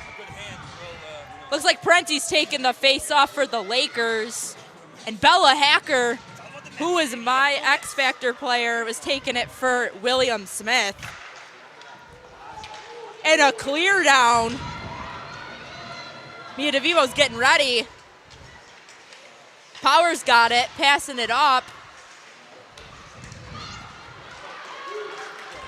Powers driving down, trying to get something going for the Lakers, dumps it around the board. Having a little bit of a stick fight in that corner, and we got a couple people down. Puck's near center ice. We're getting a pass up and a clear down, and it was an icing call for William Smith after that Laker dumping it down. We've seen a little bit of a different style play happening in this second period. Both teams still coming out here with the same energy, but slowing their games down a little bit, and I think that might be because they're trying to reserve their energy and really pick it up again in the third period. Either way, it's been working pretty well for both teams so far. Yeah, I'm feeling like the third period's definitely going to have to come out with a bang for both of these teams, because the Herons are only down by 1 point in this second period, and we still got 7 minutes of this second period, but a whole other period yet to play. But here we go. Herons trying to get the dominance. Currently, they got the puck. Siren's trying to fight for it down there. Iverson's got it with a nice pass in the middle, but gets chipped out. And is frozen by Iwicki. Getting a bench change for the William Smith Herons. If we're looking at this replay, we got a nice chip from William Smith to get it right out. And a shot. and it was frozen by William Smith. And the face-off is Iverson and Kelly Howe, who is the captain of William Smith. And the face-off, Coley's got it after that face-off, and a nice pass for O'Brien trying to get it out. Sieren's quick skating for her. Both teams trying to chip it out of that corner to the left dot. We got a whistle blown.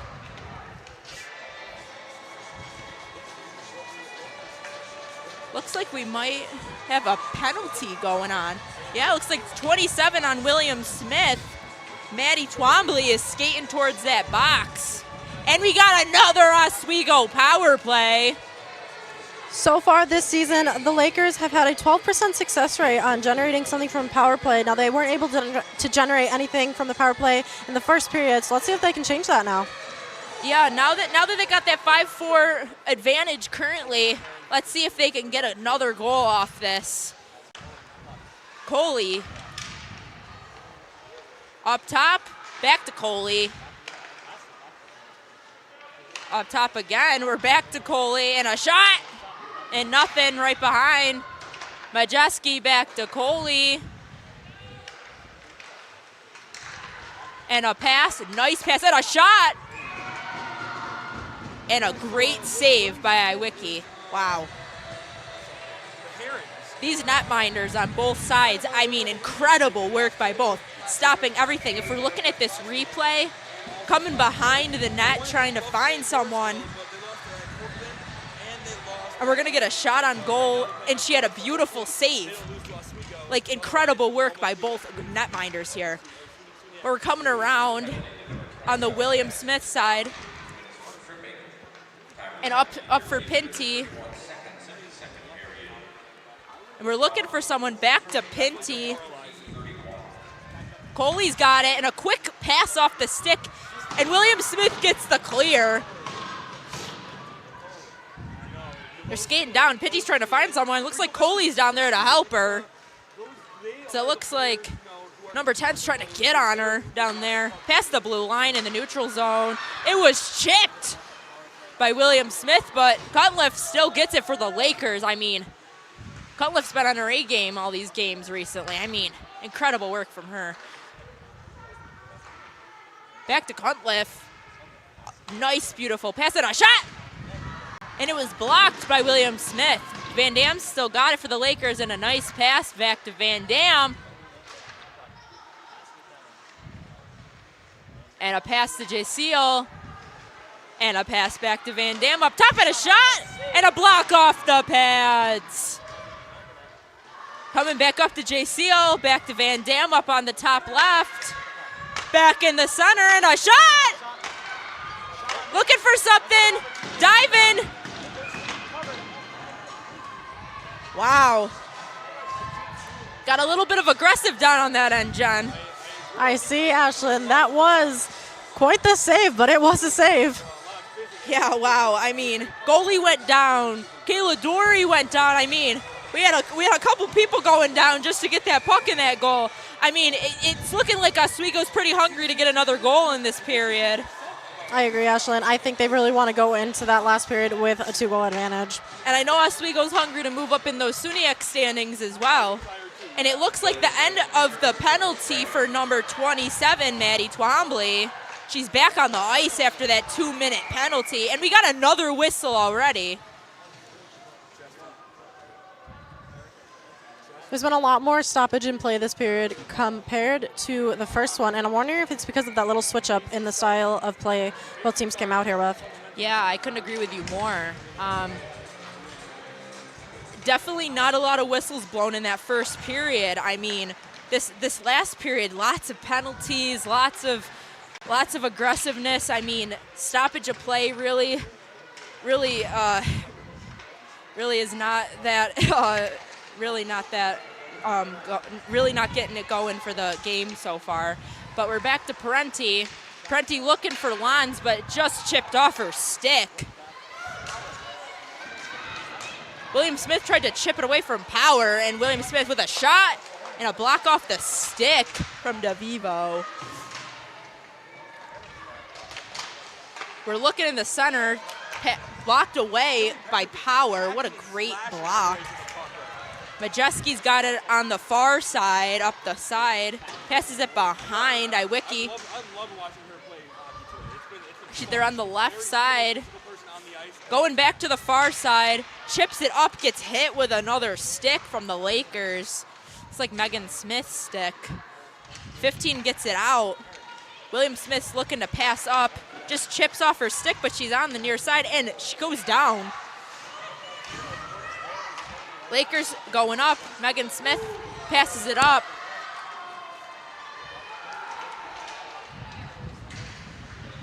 Getting it in a tussle in the left corner. Rico Belli's got it back, trying to look for a teammate. Megan Smith just missed a hit off her front skate. Trying to wedge it out in the corner, but William Smith ends up getting it. That's Skylar Tuffalo. And it ends up near neutral ice. Looks like Pinty tried to get a nice save for Mia DeVivo right off her pads. Another nice save for Mia DeVivo. Wow, using her body to block those. Great work. Trying to chip it away down there near the left side. And we got it back in the center. Passing it back up the far side. And we're back down near Iwicki. William Smith's got to get something going if they want to tie this one up. Lons is trying to get it. Kind of gets sandwiched in the boards there. Majeski's got it in the center. Tries to get it out. And a shot! Great save by Iwicki. Gives it back to teammate.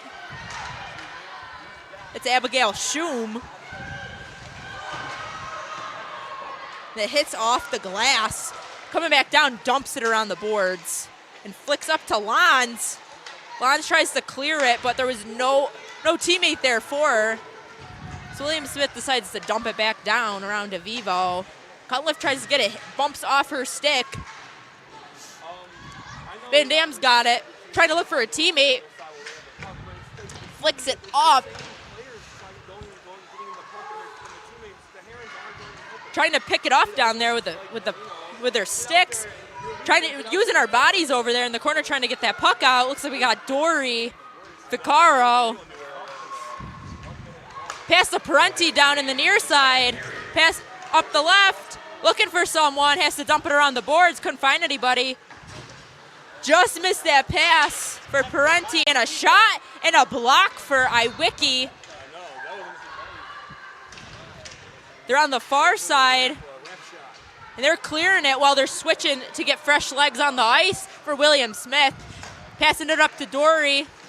Great pass. Looking for great passing for the Lakers. Trying to find someone. And a shot and a block. Wow. What defensive work for Iwicki. We're having a bit of a tussle behind Iwicki down there. Long passes just missed off her stick. Looks like Petherick grabbed that one and chips off the stick of William Smith. Looks like William Smith's grabbing that one. Natalie May pass. Looks like it ends up with a Laker. Lakers. And that is the end of the second period with a score of 2 Lakers to the 1 Herons. Still the same score as we saw in the first period, but maybe the third period might change that after those talks in the locker room, Jen.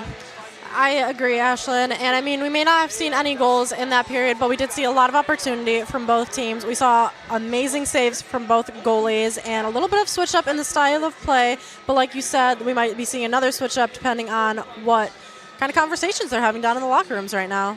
Yeah, I honestly really thought the score was going to bump up a couple points this period because of how much I saw the score go up after that first period, of how quickly we saw those 3 goals go in. But, man, I can't wait to see how this third period is going to go after their locker room talks. But we're going to be back to you here in the Steve Levy press box. But for now, we're going to be hearing what Emily Mike has to hear on the sideline. Hi, I'm here with sophomore goalie Mia DeVivo.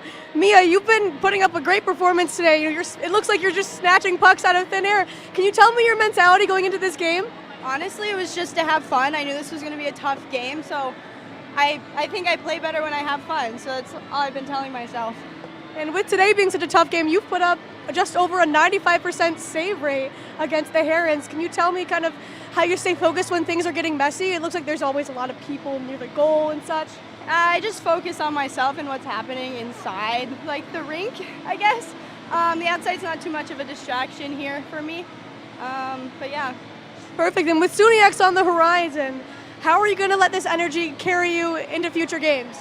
I'm going to hope that I can pick up my teammates and they can pick me up to keep that energy the same as we move forward. Well, perfect. Thank you very much, Mia.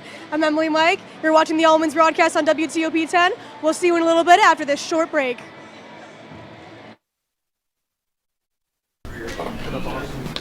I saw bread, and I want some bread. I feel like the amount of work that we get here is very different than a community college. So at my last school, we had at least an essay a week that was due for any given class. Yeah. Also makes you really feel. Did you start in the fall, or it's kind of like more still good sport? If it's hockey, In front, they score! it's on Hockey Talk. Join Rob Finger and his panel of guests. Their behavior against easy teams. How do you lose to the Bruins twice? As they take you through the hockey world. We welcome you with open arms. Tune into Hockey Talk, Mondays at 9:30 after East Coast hockey games. Only on WTOP.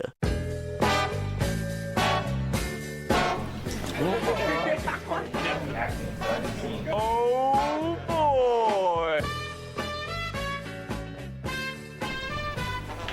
Come across.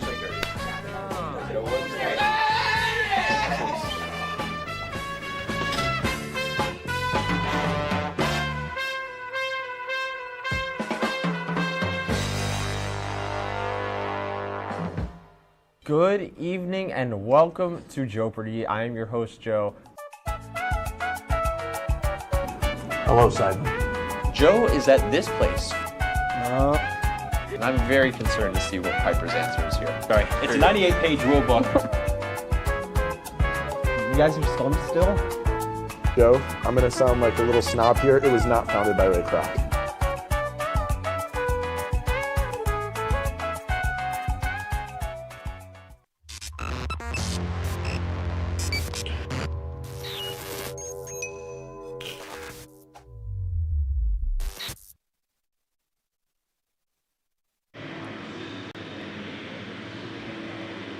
Welcome back to the All Women's broadcast here on WTOP 10. I'm your host, Michelle Smith, with analysts Kelly C. and Aurora Fitzgerald. Now, we had a much slower start to the period with 2 minor penalties to William Smith for cross-checking and tripping. Kelly, how can being on the penalty kill camper down the Herons' momentum? Yeah, it definitely tampers that momentum because they cannot be risking too much because they are down a player. So they have to stay on the defense mostly. They have to shift their entire mentality, which showed in the second period because they didn't really score much. They didn't do much with it because they had those 2 penalty kills. It was just a damper for them. But it did show that they can still keep that defense tight and keep it away from the goal because they let no shots through in the second period. Definitely, and you do hate to waste those 4 minutes on those penalty kills, but they did it pretty successfully. Oswego was dominating the play, again, keeping the puck in the offensive zone, especially on the power play. I'll ask both of you, what does William Smith need to do to get the puck into their zone and gain the advantage? I think they need to be cautious with those penalties. They need to lighten up a little bit more and then dominate on those face-offs. They are a great team with face-offs. They are a fantastic team with it, but they need to just tighten it up a little bit more on offense, and then they should be good. I really agree with Kelly on that one. You know, they have a lot of power. They have a lot of potential, but they just have to be cautious. With a momentous game like this, it can also be a lot about discipline. Having good discipline in the game is going to boost their confidence and then prevent those little mishaps of possible penalties that we have been seeing recently. But Kelly took the words right out of my mouth on that one. Well, I'm glad we're all on the same page. That makes my job a little bit easier. There were some beautiful pickoffs in the neutral zone there by William Smith, but the shooting just wasn't there when they had the opportunity. Aurora, if you're the Herons head coach, Matt Cunningham, what are you telling your team to get their confidence back for the last 20? to get their confidence back for the last 20, similar to what I was saying before. This game is all about momentum and discipline. Having good discipline when you're playing this game is going to avoid those little mishaps, build that confidence that you're going to have. You just have to keep pushing, go faster, push harder, work together, communicate with each other. There's been a lot of communication on the ice right now between both teams, and they just have to keep their composure. Don't let anything get to them, and they just got to keep going. Now, Kelly, if you are Oswego head coach Mark Digby, what are you doing to ensure that your team does not get too comfortable with that 1-goal lead? I would just say, don't get cocky. It's going to be a tough final period. This is the last 20 minutes for both of these teams in the regular season. They need to stay focused. They need to stay motivated. They can't just let loose and kind of relax. It's going to be tough. It's going to be a fight. William Smith is going to put up that fight. Like Aurora said, they need to start working together. But I would also tell them to keep connecting those passes. They need to connect more. They need to communicate. It's going to be a tough final period for both of these teams. They both know what is on the line right now. Now, Oswego is known as a third period team. I believe it's 47% of their goals come in the third period, which is really a phenomenal stat for this team. The second period was a relatively quiet one. Would you guys like to check in on any of the players that you had dog-eared to perform in this game who we didn't already mention? I had both captains as my players to watch. I had Helen Van Dam, who has had 4 shots this entire game, and Kelly Howe. How she hasn't done anything, I don't know, but she's only had really 1 shot, and it's been kind of a no-show for both of these girls. But I will point out, Helen Van Dam did have her first goal ever last game, so we'll see if she can keep that momentum from that first goal and bring it into this third period. Aurora? So I did mention Leah Coley before, but actually heading to the William Smith side, I was taking a look at Rowan Kennedy, number 8. She's a sophomore. Now, it has been a relatively quiet game for her, but that does not mean she is not powerful. She's rising up in the score charts. She has currently 4 goals, which is actually matching her upperclassmen because she is just a sophomore. She has noticeable improvement in the offensive impact since her previous year, and she scored a big goal against Oswego earlier last semester. Well, Aurora, make that 4 goals a 5. She scored in that first period, so you are 2 for 2. I am 2 for 2. The Make curse that has been lifted. The curse has been lifted. I'm really I'm hoping taking that as a sign. Now, before we send it back to the press box for the third period, let's take another look around the SUNYAC. Aurora, what have you got for us halfway through these matchups? Taking a look at around the SUNYAC, Buff State versus Canton. Looks like Canton is now up 3-2. Morrisville, Plattsburgh up 4-0. And then Cortland versus Potsdam. Potsdam is up by 1. Cortland, none. Well, we will keep an eye. Hopefully their final score comes at the same time that ours does. We can revisit in our post-game show, which is coming up right after your coverage from Jen and Ashlyn in the press box. Come right back here after the third period, and we'll have your post-game show with WTOP 10. I'm scared of Joe with a bat. Okay. Okay. Let me show you because your team is a filthy. You don't know how to score, right? Yeah. Ready? Oh. Just like that. That's actually. Let me show you the Bronx Bomber way of doing it. Ready? Ready? I swear to God. Oh my Everyone. All right, put the bat down. All right. This number's like. Sorry, Joey. You're right. Sorry.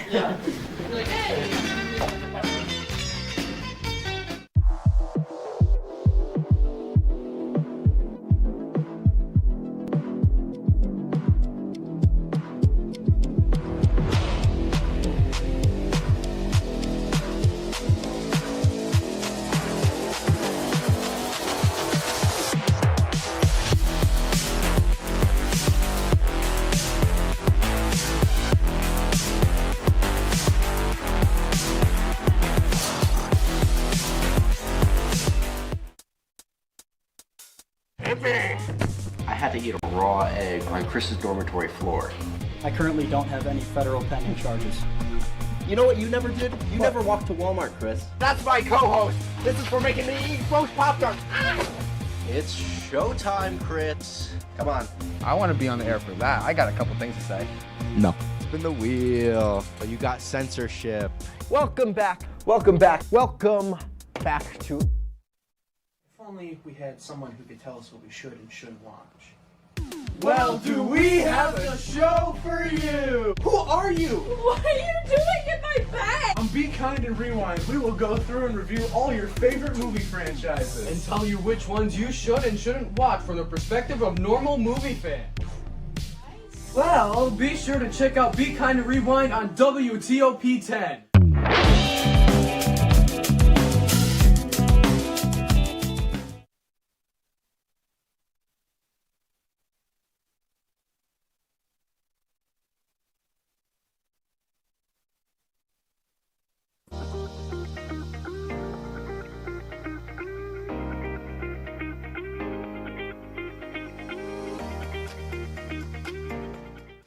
If you like action, romance, sister, if you're watching this, and highbrow humor, surface is this? Floor. Minch did not legitimately put his head in the toilet. there's only one place to turn. No! Tune in to new episodes of Oh boy! only on WTOP. So you're probably wondering why the top producer of WTOP's new hit, Oswego Liza, is currently juggling a soccer ball right now. That's just because I don't just know ball, but I can play it too.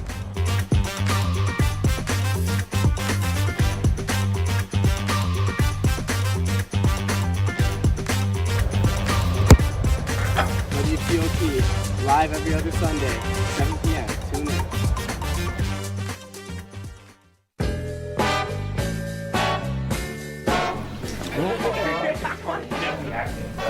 Oh boy! Come across like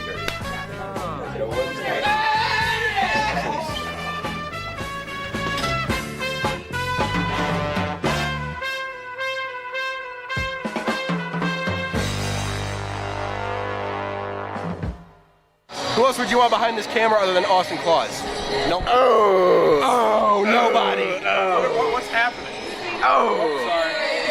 No, I want nobody calling this game but Kenny Gerard. Oh, and Paulie Beatty. And also Kenny Gerard again.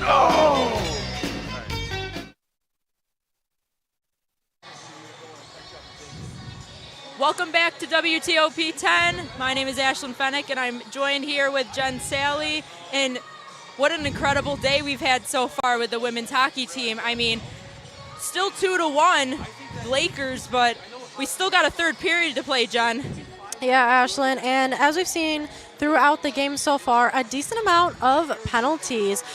We have William Smith with 3 penalties, Oswego with 1, but neither teams have been able to generate a goal on those power plays, which a little shocking, maybe not too much, but last night we did see Oswego get 2 goals on 1 power play, which was very impressive. That was against their game in Buffalo State last night. And speaking of Buffalo State, they are currently playing SUNY Canton, and as we've stated earlier, this could be a make or break game for Buffalo. And then last time I checked, they were losing actually. Oh, wow. Wow, John, that's definitely interesting since SUNYX are right around the corner. Yep. But going off what you just said, I mean, these stats on both ends, I mean, Oswego's definitely leading in stats. They have 35 shots on goal compared to William Smith's 18. I mean, definitely been seeing a lot more shots from the Lakers since they do have 1 more goal on the board up there. But I mean, with those penalties, lots of defensive work from both sides, but I've also seen a lot of aggression from both teams as well. Lots of pushing and shoving. I mean, both teams have accumulated both sides of the defense, but I wonder what the locker room talks have been saying. I mean, I wonder if we'll see any more goals in this period, John. Me too, Ashlyn. I wonder if the talk was go out there, same as first period, lots of fast plays, lots of opportunity, or if it's same as you saw last period, slow it down a little bit. Well, personally, I'm hoping to see some power and aggression from both teams because I want to see some action in this third period. But here we go. Ashlyn. What a great face-off to start off, and the Herons got it. Hitting off the glass, passing that center line. going right back. Lanza's got it, and a skip for Majeski. And it hits off the skate of William Smith, and we already got a hit down for William Smith. And a quick hit and a break for Van Dam, and a quick pass to Jay Seal, up to Majeski. Cutliff got it back for the Lakers, going past that red line on the far side, past that blue line on the left side near the left dot, trying to set something up. Pinty passing it down, just trying to get it out of the way as they get fresh new skates on the ice. Trying to pry it out of that corner. Up to front for Pinty, he's trying to set something up. And a pass down, beautiful pass to Smith. I'm hoping to see a goal from Smith, and a great pass in the center to Cooley, just couldn't get it right through the William Smith players. We're on the far side now of the ice, and William Smith just chipped it. I know they're definitely eager to get another point, or maybe a 2 or even 3, but I was definitely expecting a couple more last period, but definitely still a low-scoring game, but I definitely want to see a couple more goals, maybe from each side of the ice now. But we're trying to pry out from that far right dot. Still haven't gotten it out. Both teams are fighting. Still trying to pry it out of the corner, trying to chip it out. Still trying to pry it out, and we finally got it out of that corner near the left dot. We're on the close side now. Cooley's got it behind DeVivo, trying to pass it up, trying to get something going, and it ends up in the hands of William Smith. But we're back to Coley, trying to chip it up, but ends up with the Lakers once again, trying to pry it out near the Laker bench, trying to get something going. And it's back with William Smith, trying to get a goal, trying to get a quick break going, and a shot, and just missed off her stick. We lost 2 sticks and a push right in front of DeVivo. We got a whistle blown down there. I think you were right, Ashlyn. I think we are going to be seeing some more physical play in this third period, as we just saw with that push down on the ice. Yeah, we got 17:47 left in this period, and we got the draw down in the right dot. Let's see who's going to win this one. And it goes right behind DeVivo, and it looks like the Lakers take that one off the draw. Trying to go past the blue line on the close side near the Laker bench. Parenti trying to skate fast towards it. Ends up, and it looks like the fans are getting pretty rowdy over there, trying to support their Lakers. And dumps it around the half wall. And Ficcaro's got it. Tries to get a shot up, but goes right off the William Smith player. And a nice long pass, but just bumps off the stick of William Smith. Really using our bodies on both sides of the ice today. Ficcaro trying to pass it to a teammate, ends up with William Smith. William Smith chips it down, passes it to DeVivo. The Lakers got it back. Ficcaro trying to find a teammate. Ficcaro's on the near side, coming up the boards. Ends up with William Smith. William Smith, long pass, chips off and goes right into the crowd.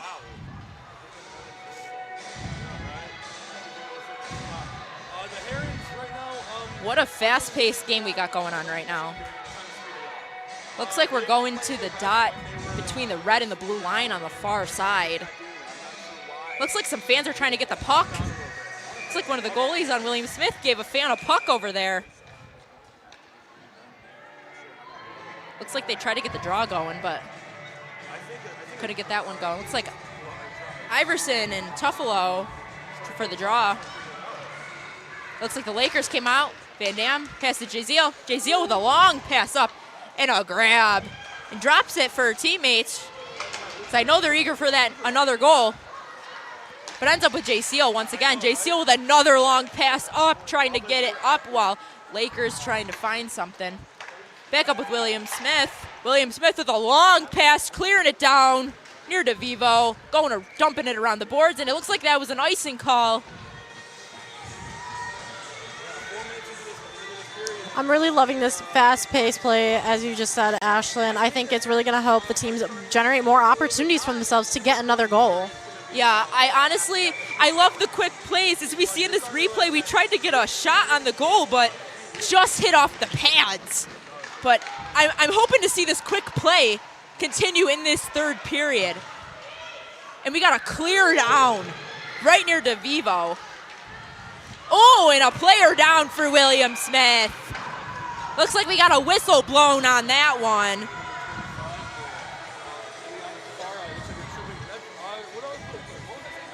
The crowd is getting louder in here as the third period heats up a little bit, and that is what we love to see. We love to see the fans coming out supporting Lakers, Herons, whoever they're here for. We love to see it. Yeah, I'm seeing some of the Lakers student section near the glass. They've been banging supporting their Lakers down there. Love seeing students supporting. We also got a men's game tonight at 7 o'clock, so if anyone's free, come support your men Lakers as well. Still got 16:04 in this period. We got the draw. And we have the Lakers on a penalty kill, actually. Number 7 is in the box. Leah Coley.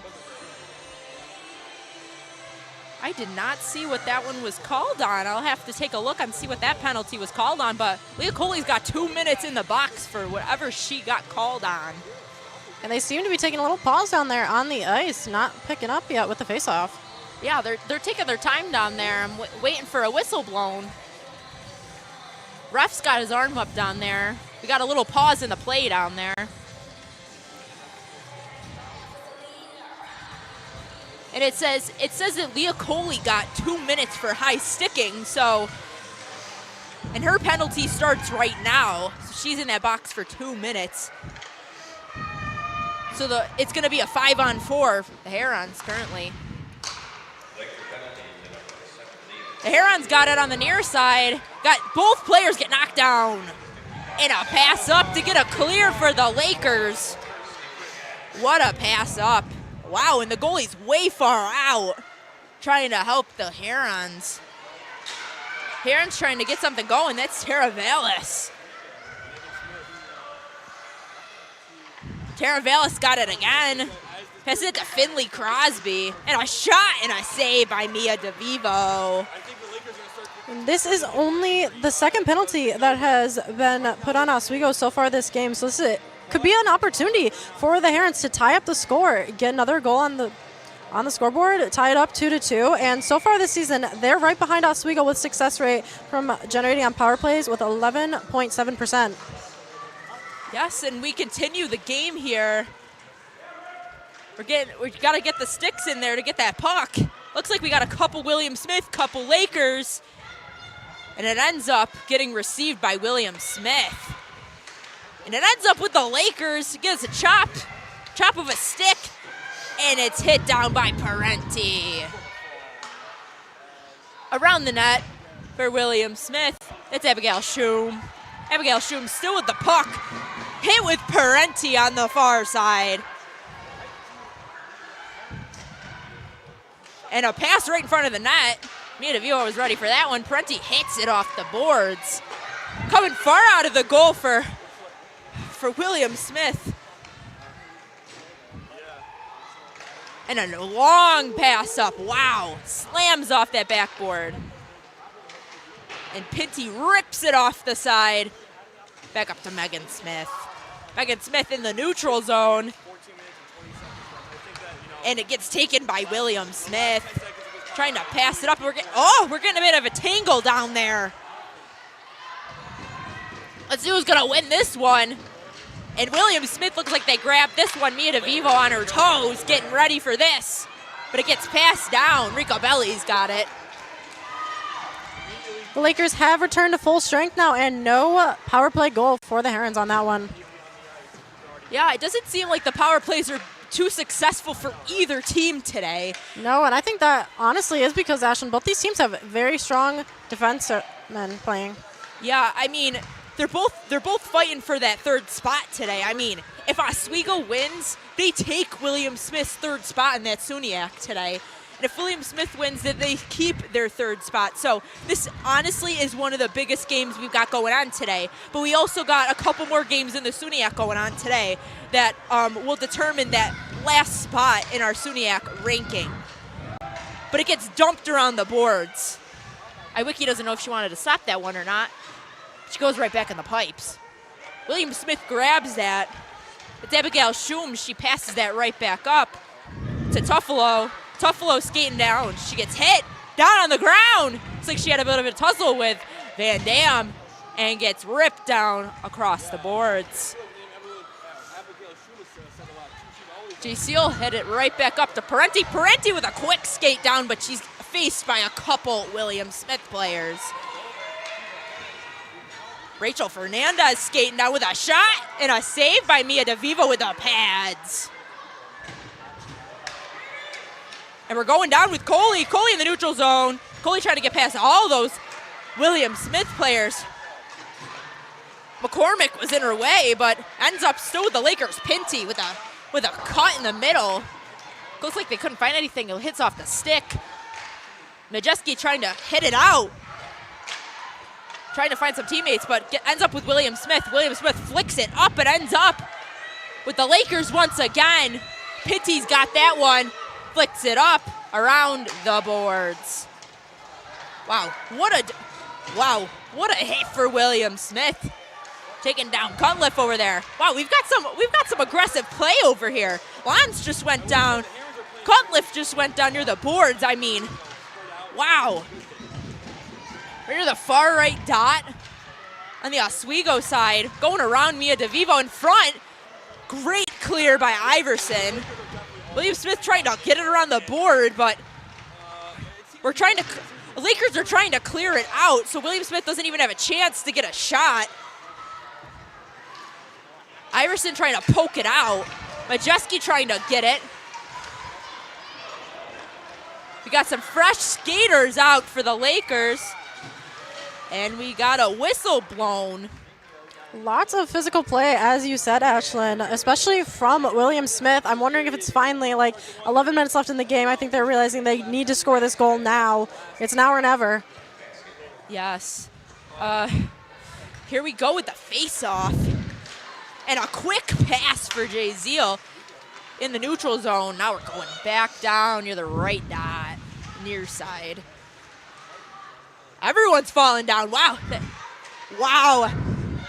Ice must be slippery today. It must have made it extra slippery. Everyone's falling down. Jay Seal's got it, and it looks like an icing call.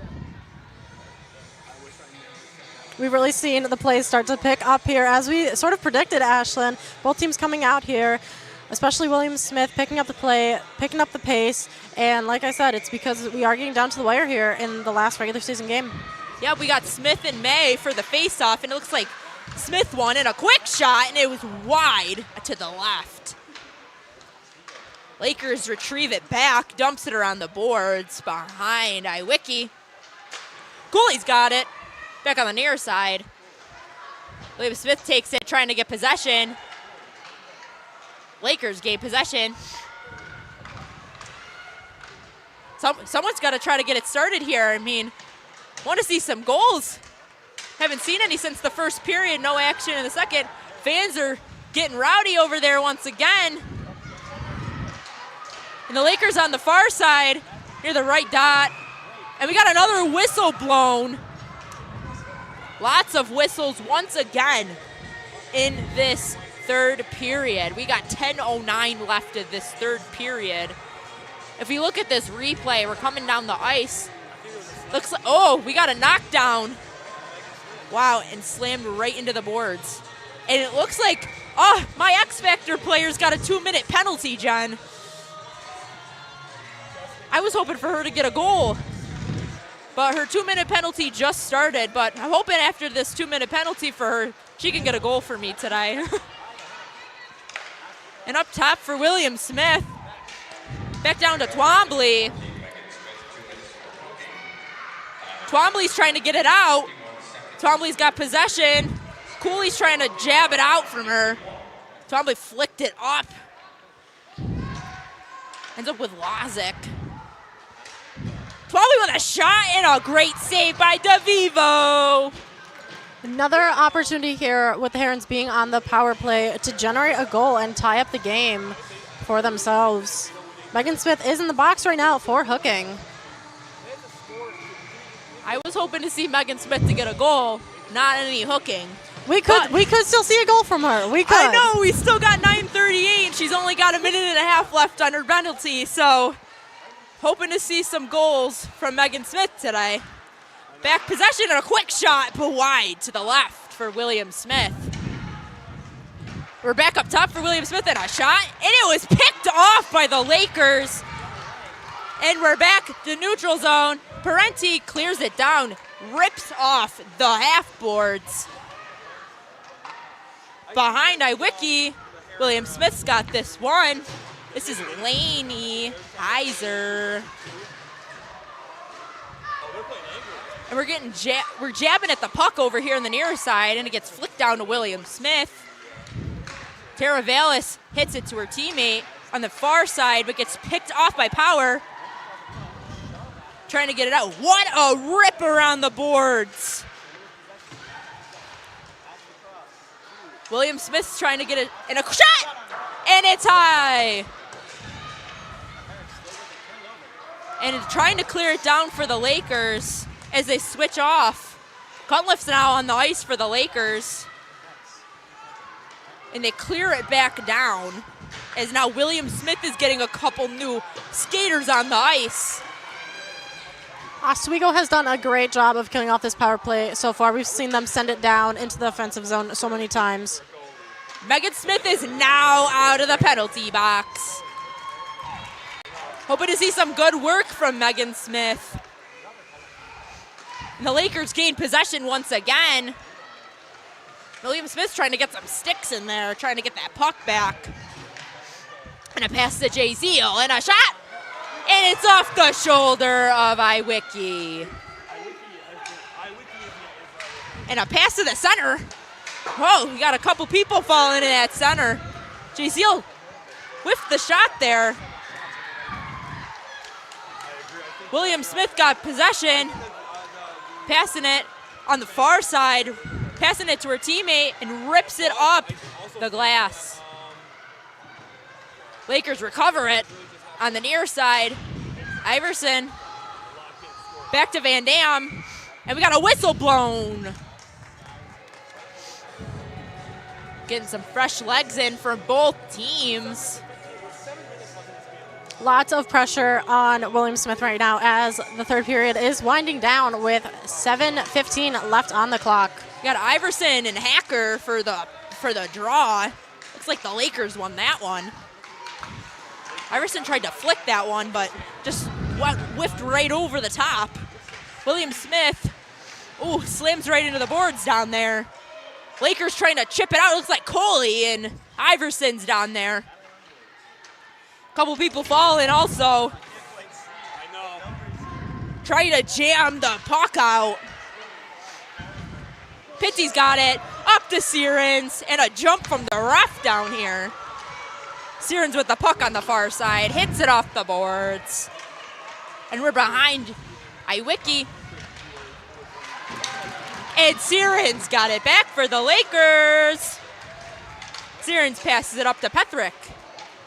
Pethrick rips it around the boards for the Lakers. Lons is trying to jab it out from William Smith. And it hits off the Lakers. Looks like Cunliffe. And a whistle was blown.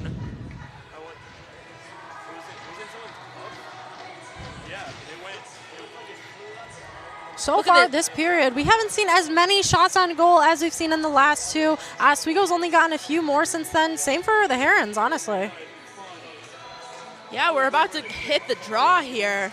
It's like we got Tuffalo and Cunliffe. And Cunliffe looks like she won that draw on the left dot down there. Trying to pick it off, but it doesn't seem like anyone can really get that puck. Lots of aggression still on both sides of the ice. Cunliffe flicks it, just deflects off the pads for Iwicki. Slam for Cunliffe. Back to Pethrick. Pethrick with the long pass to Lons. Lons with a 2-on-1. Majeski, shot! Off the pads! Majeski's got it behind Iwicki. Trying to look for the center for some people to cut. It's like we just can't get it through the rest of the William Smith people. Looks like Tara Vallis has it for William Smith. And we got a whistle blown. We got 5:12 left in this third period.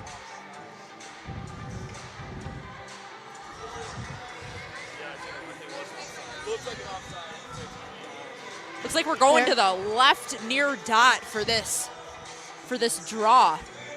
We've got Natalie May for William Smith, and it looks like Erica Parenti for Oswego. Looks like William Smith just got the puck but got picked off by the Lakers. Picaro got that one. Van Dam's got this one back for the Lakers, passes it to Jay Zeal. Jay Zeal looking up to Picaro on the near side, but just misses it off the stick. And Iwiki calls for the icing, and she does get that. Looks like we are heading down to the Lakers defensive zone once again for another faceoff. Great work from both teams so far. I mean, they're still both consistent on both ends. I mean, even though Oswego is pretty much almost tripled in shots for the Lakers, but I mean, I feel like both teams are still very consistent.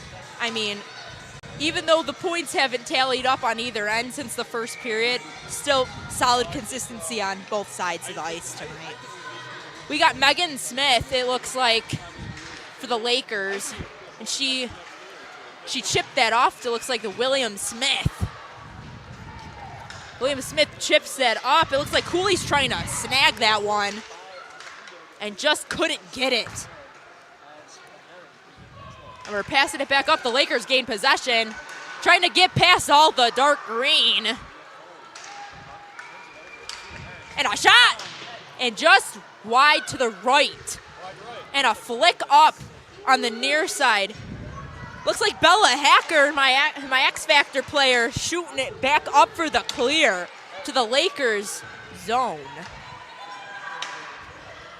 And right behind DeVivo, going to Pinty. Pinty got some defense on her. Some slamming into the boards down there. Power to Sirens. Sirens up the near side. Sirens dodging. Sirens trying to find a teammate, but no one's there for her. She's surrounded by dark green jerseys. And a clear down for William Smith. And it looks like that was an icing call.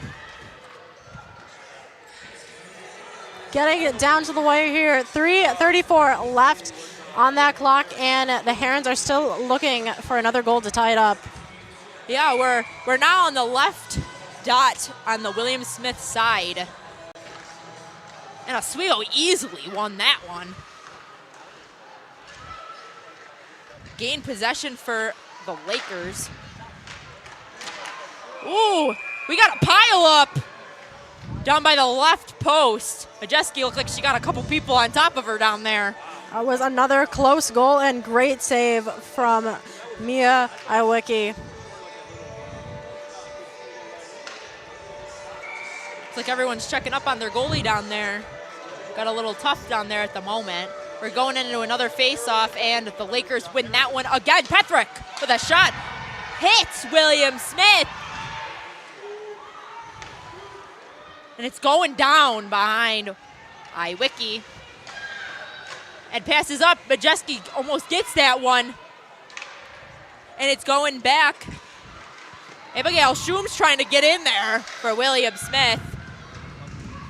That was Natalie May trying to skate up for that one with Power. Power flicks that one up. Great pass to Majeski. Majeski with the shot. Just up on the right-hand side. Picaro comes on the ice, receives that nice pass. It sends it right over to Van Dam. Picaro looking for a teammate. It looks like Hunliff's got it. Back to Dory. Up top. Van Dam passes down low. We're behind. Iwicki got a pile up down there. Let's see who's going to grab this one. Looks like William Smith does. We're back down with Maddie Twombly. Maddie Twombly passes it up. We're back to our captain. Our captain flicks it back up and hits the board down on the William Smith end. We're on the near side. Dory still got it on the near side for us. Passes in front, could not find a Laker to get a shot. We lost the stick, and we're back up on the center line. Rips it up the boards, and we're back down near Iwicki. Abigail Schoombs got this one, rips it back up, ends up with her teammate, Natalie May. Natalie May falls on the ground, and back to Cooley. Cooley rips it up, back to Iwicki. Iwicki stops it. Back to her teammate, Maddie Twombly. Maddie Twombly passes it up. Back to the blue line on the far side. William Smith tries to rip it up, but the Lakers try to gain possession. Back to William Smith. That's Tara Vallis. Tara Vallis on the near side, rips it back up to the far side, right behind Mia DeVivo. Coley's got it, goes around the half board. And Iwicki is now out of goal for the Herons, and they have an extra player on the ice. That was a shot, and it was high. Cunliffe tried to grab that one, but Herons got that one, rips it far ice. We got 1 minute in this third period. Let's see what happens. 1 minute, Ashlyn, and no goalie for the Herons. This is keeping me on my toes right now, Jen. I don't know what's going to happen in this last 45 seconds of this game. Me too, Ashlyn. We could see it go 3-1. We could see it go 2-2. We could see no change at all. Here we go. Herons going for the shot, and it was blocked. Beautiful block there. Wow. William Smith trying to set something up again. A shot and a block by Oswego and sends it down. Looks like Cunliffe tried to send that one down. We got 20 seconds left in this third period. Still no goalie in the goal. Will the Lakers try to get a goal this period? Jay Zeal coming on the ice for the Lakers. We're on the far side, still near the left dot. William Smith still got it. We got Tara Vallis rips it up the ice to try to get the clear. We got 1 second. And here we have it, a 2-1 victory for our Oswego Lakers. A clean sweep weekend for the Lakers here. That's got to feel great, ending the regular season, heading into the playoffs with that clean sweep. Now with this victory, we have our Oswego women Lakers moving up to that third seed in the SUNYACs. Way to go, because this was one heck of a game to watch. I mean, both teams were incredible on sides, like offensively, defensively, like incredible work for both teams. And we have seen a shift since the last time these two teams were matched up. That was November 21st, exactly 3 months ago at the Cooler. It was 1-2 Heroines. Now it's 2-1 Lakers. This makes me so happy to see that our own Lakers took this win tonight. I honestly couldn't be happier, Jen, and I bet these Lakers are happy to be moving up in that SUNYAC and put them in a nice spot in the seeding when they do have to play in SUNYACs in the soon weeks. I agree, Ashlyn, and I really hope we see the same energy we have seen from both these teams heading into the playoffs. I mean, coming out here strong in the first, making a name for yourself down on that ice, slowing down a little in the second, and then coming straight in hot for that third period. Yeah, I mean, I feel like our X Factor players really delivered tonight, too. I mean, like, Bella from the William Smith Herons, she really delivered on those draws, and same with Smith from Oswego. I mean, incredible work from her. Even though she did get a penalty today, I really feel like she killed it. I agree. And Mia DeVivo was just named the number 3 star of today's game. Well deserved. She blocked 25 shots. And Lily Ficara was our second star of today. And actually, our number 1 star today was Leah Coley, and I actually think someone on our perch picked them today as one of their players to look at. But now I will be throwing to Emily Mike down on the sideline as she speaks to head coach Mark Digby.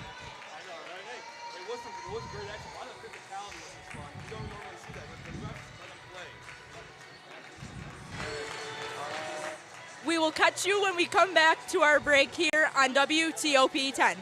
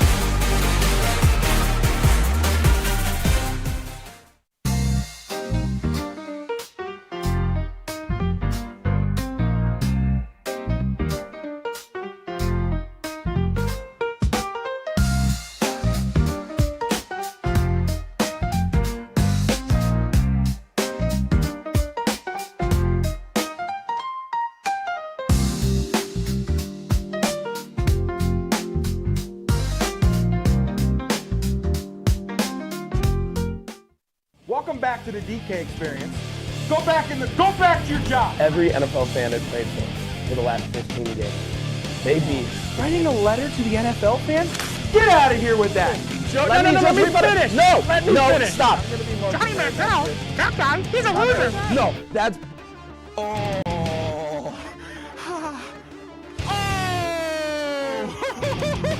Watch the DK experience. Is there anything interesting happening in here? Joe, is there anything interesting happening in here? Yes, there is some interesting stuff tonight. We're doing our weather outside. Oh, okay. Our I don't quick care. weather. Never mind. Let's see outside.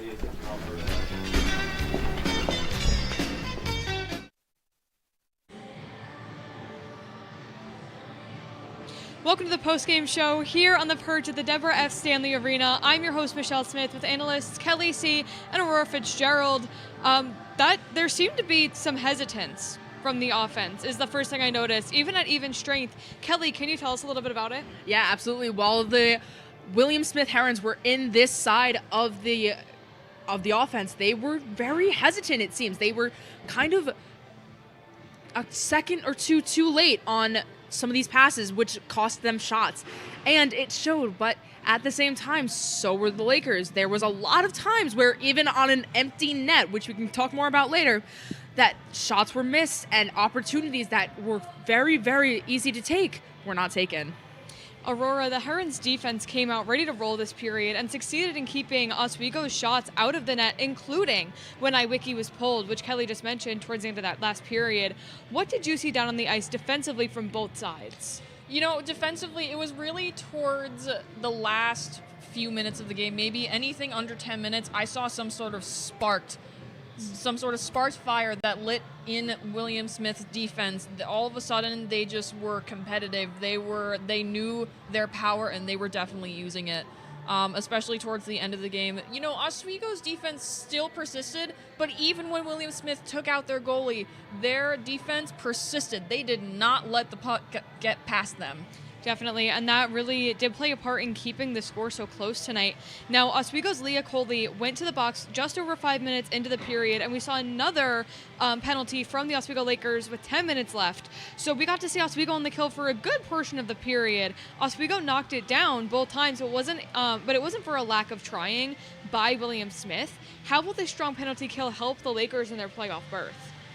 I think it's definitely going to give them a little bit more of a motivation because they've been so hesitant with those power plays, knowing that they can securely defend on a penalty kill. Knowing that, I think they're going to go into these finals and know what their strengths are and what their weaknesses are. They have a little bit of time to work on it, but not much. So knowing that they can defend successfully is going to help them a lot. Anything else, Aurora?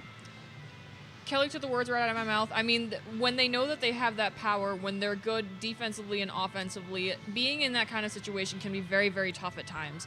But it seems like they work really well together. They really bounce off of each other. So I think in the future, they shouldn't have any problems.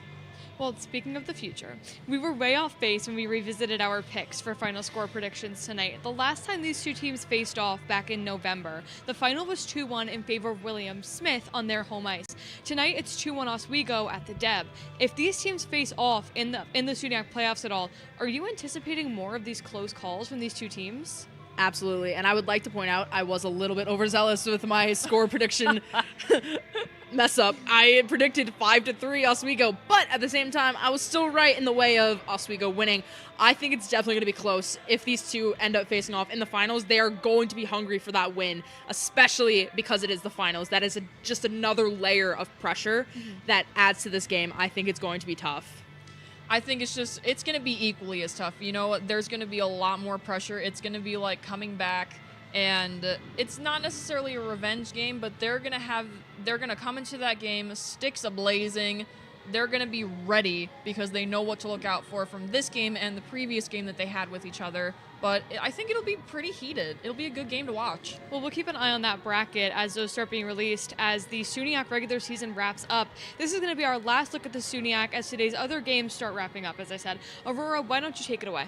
As the games are wrapping up, we have Buff State versus Canton. Canton's actually up 3-2. Morrisville, Plattsburgh. Plattsburgh is reigning with 7 and Morrisville 0. Cortland Potsdam still 1-0. Potsdam at 1.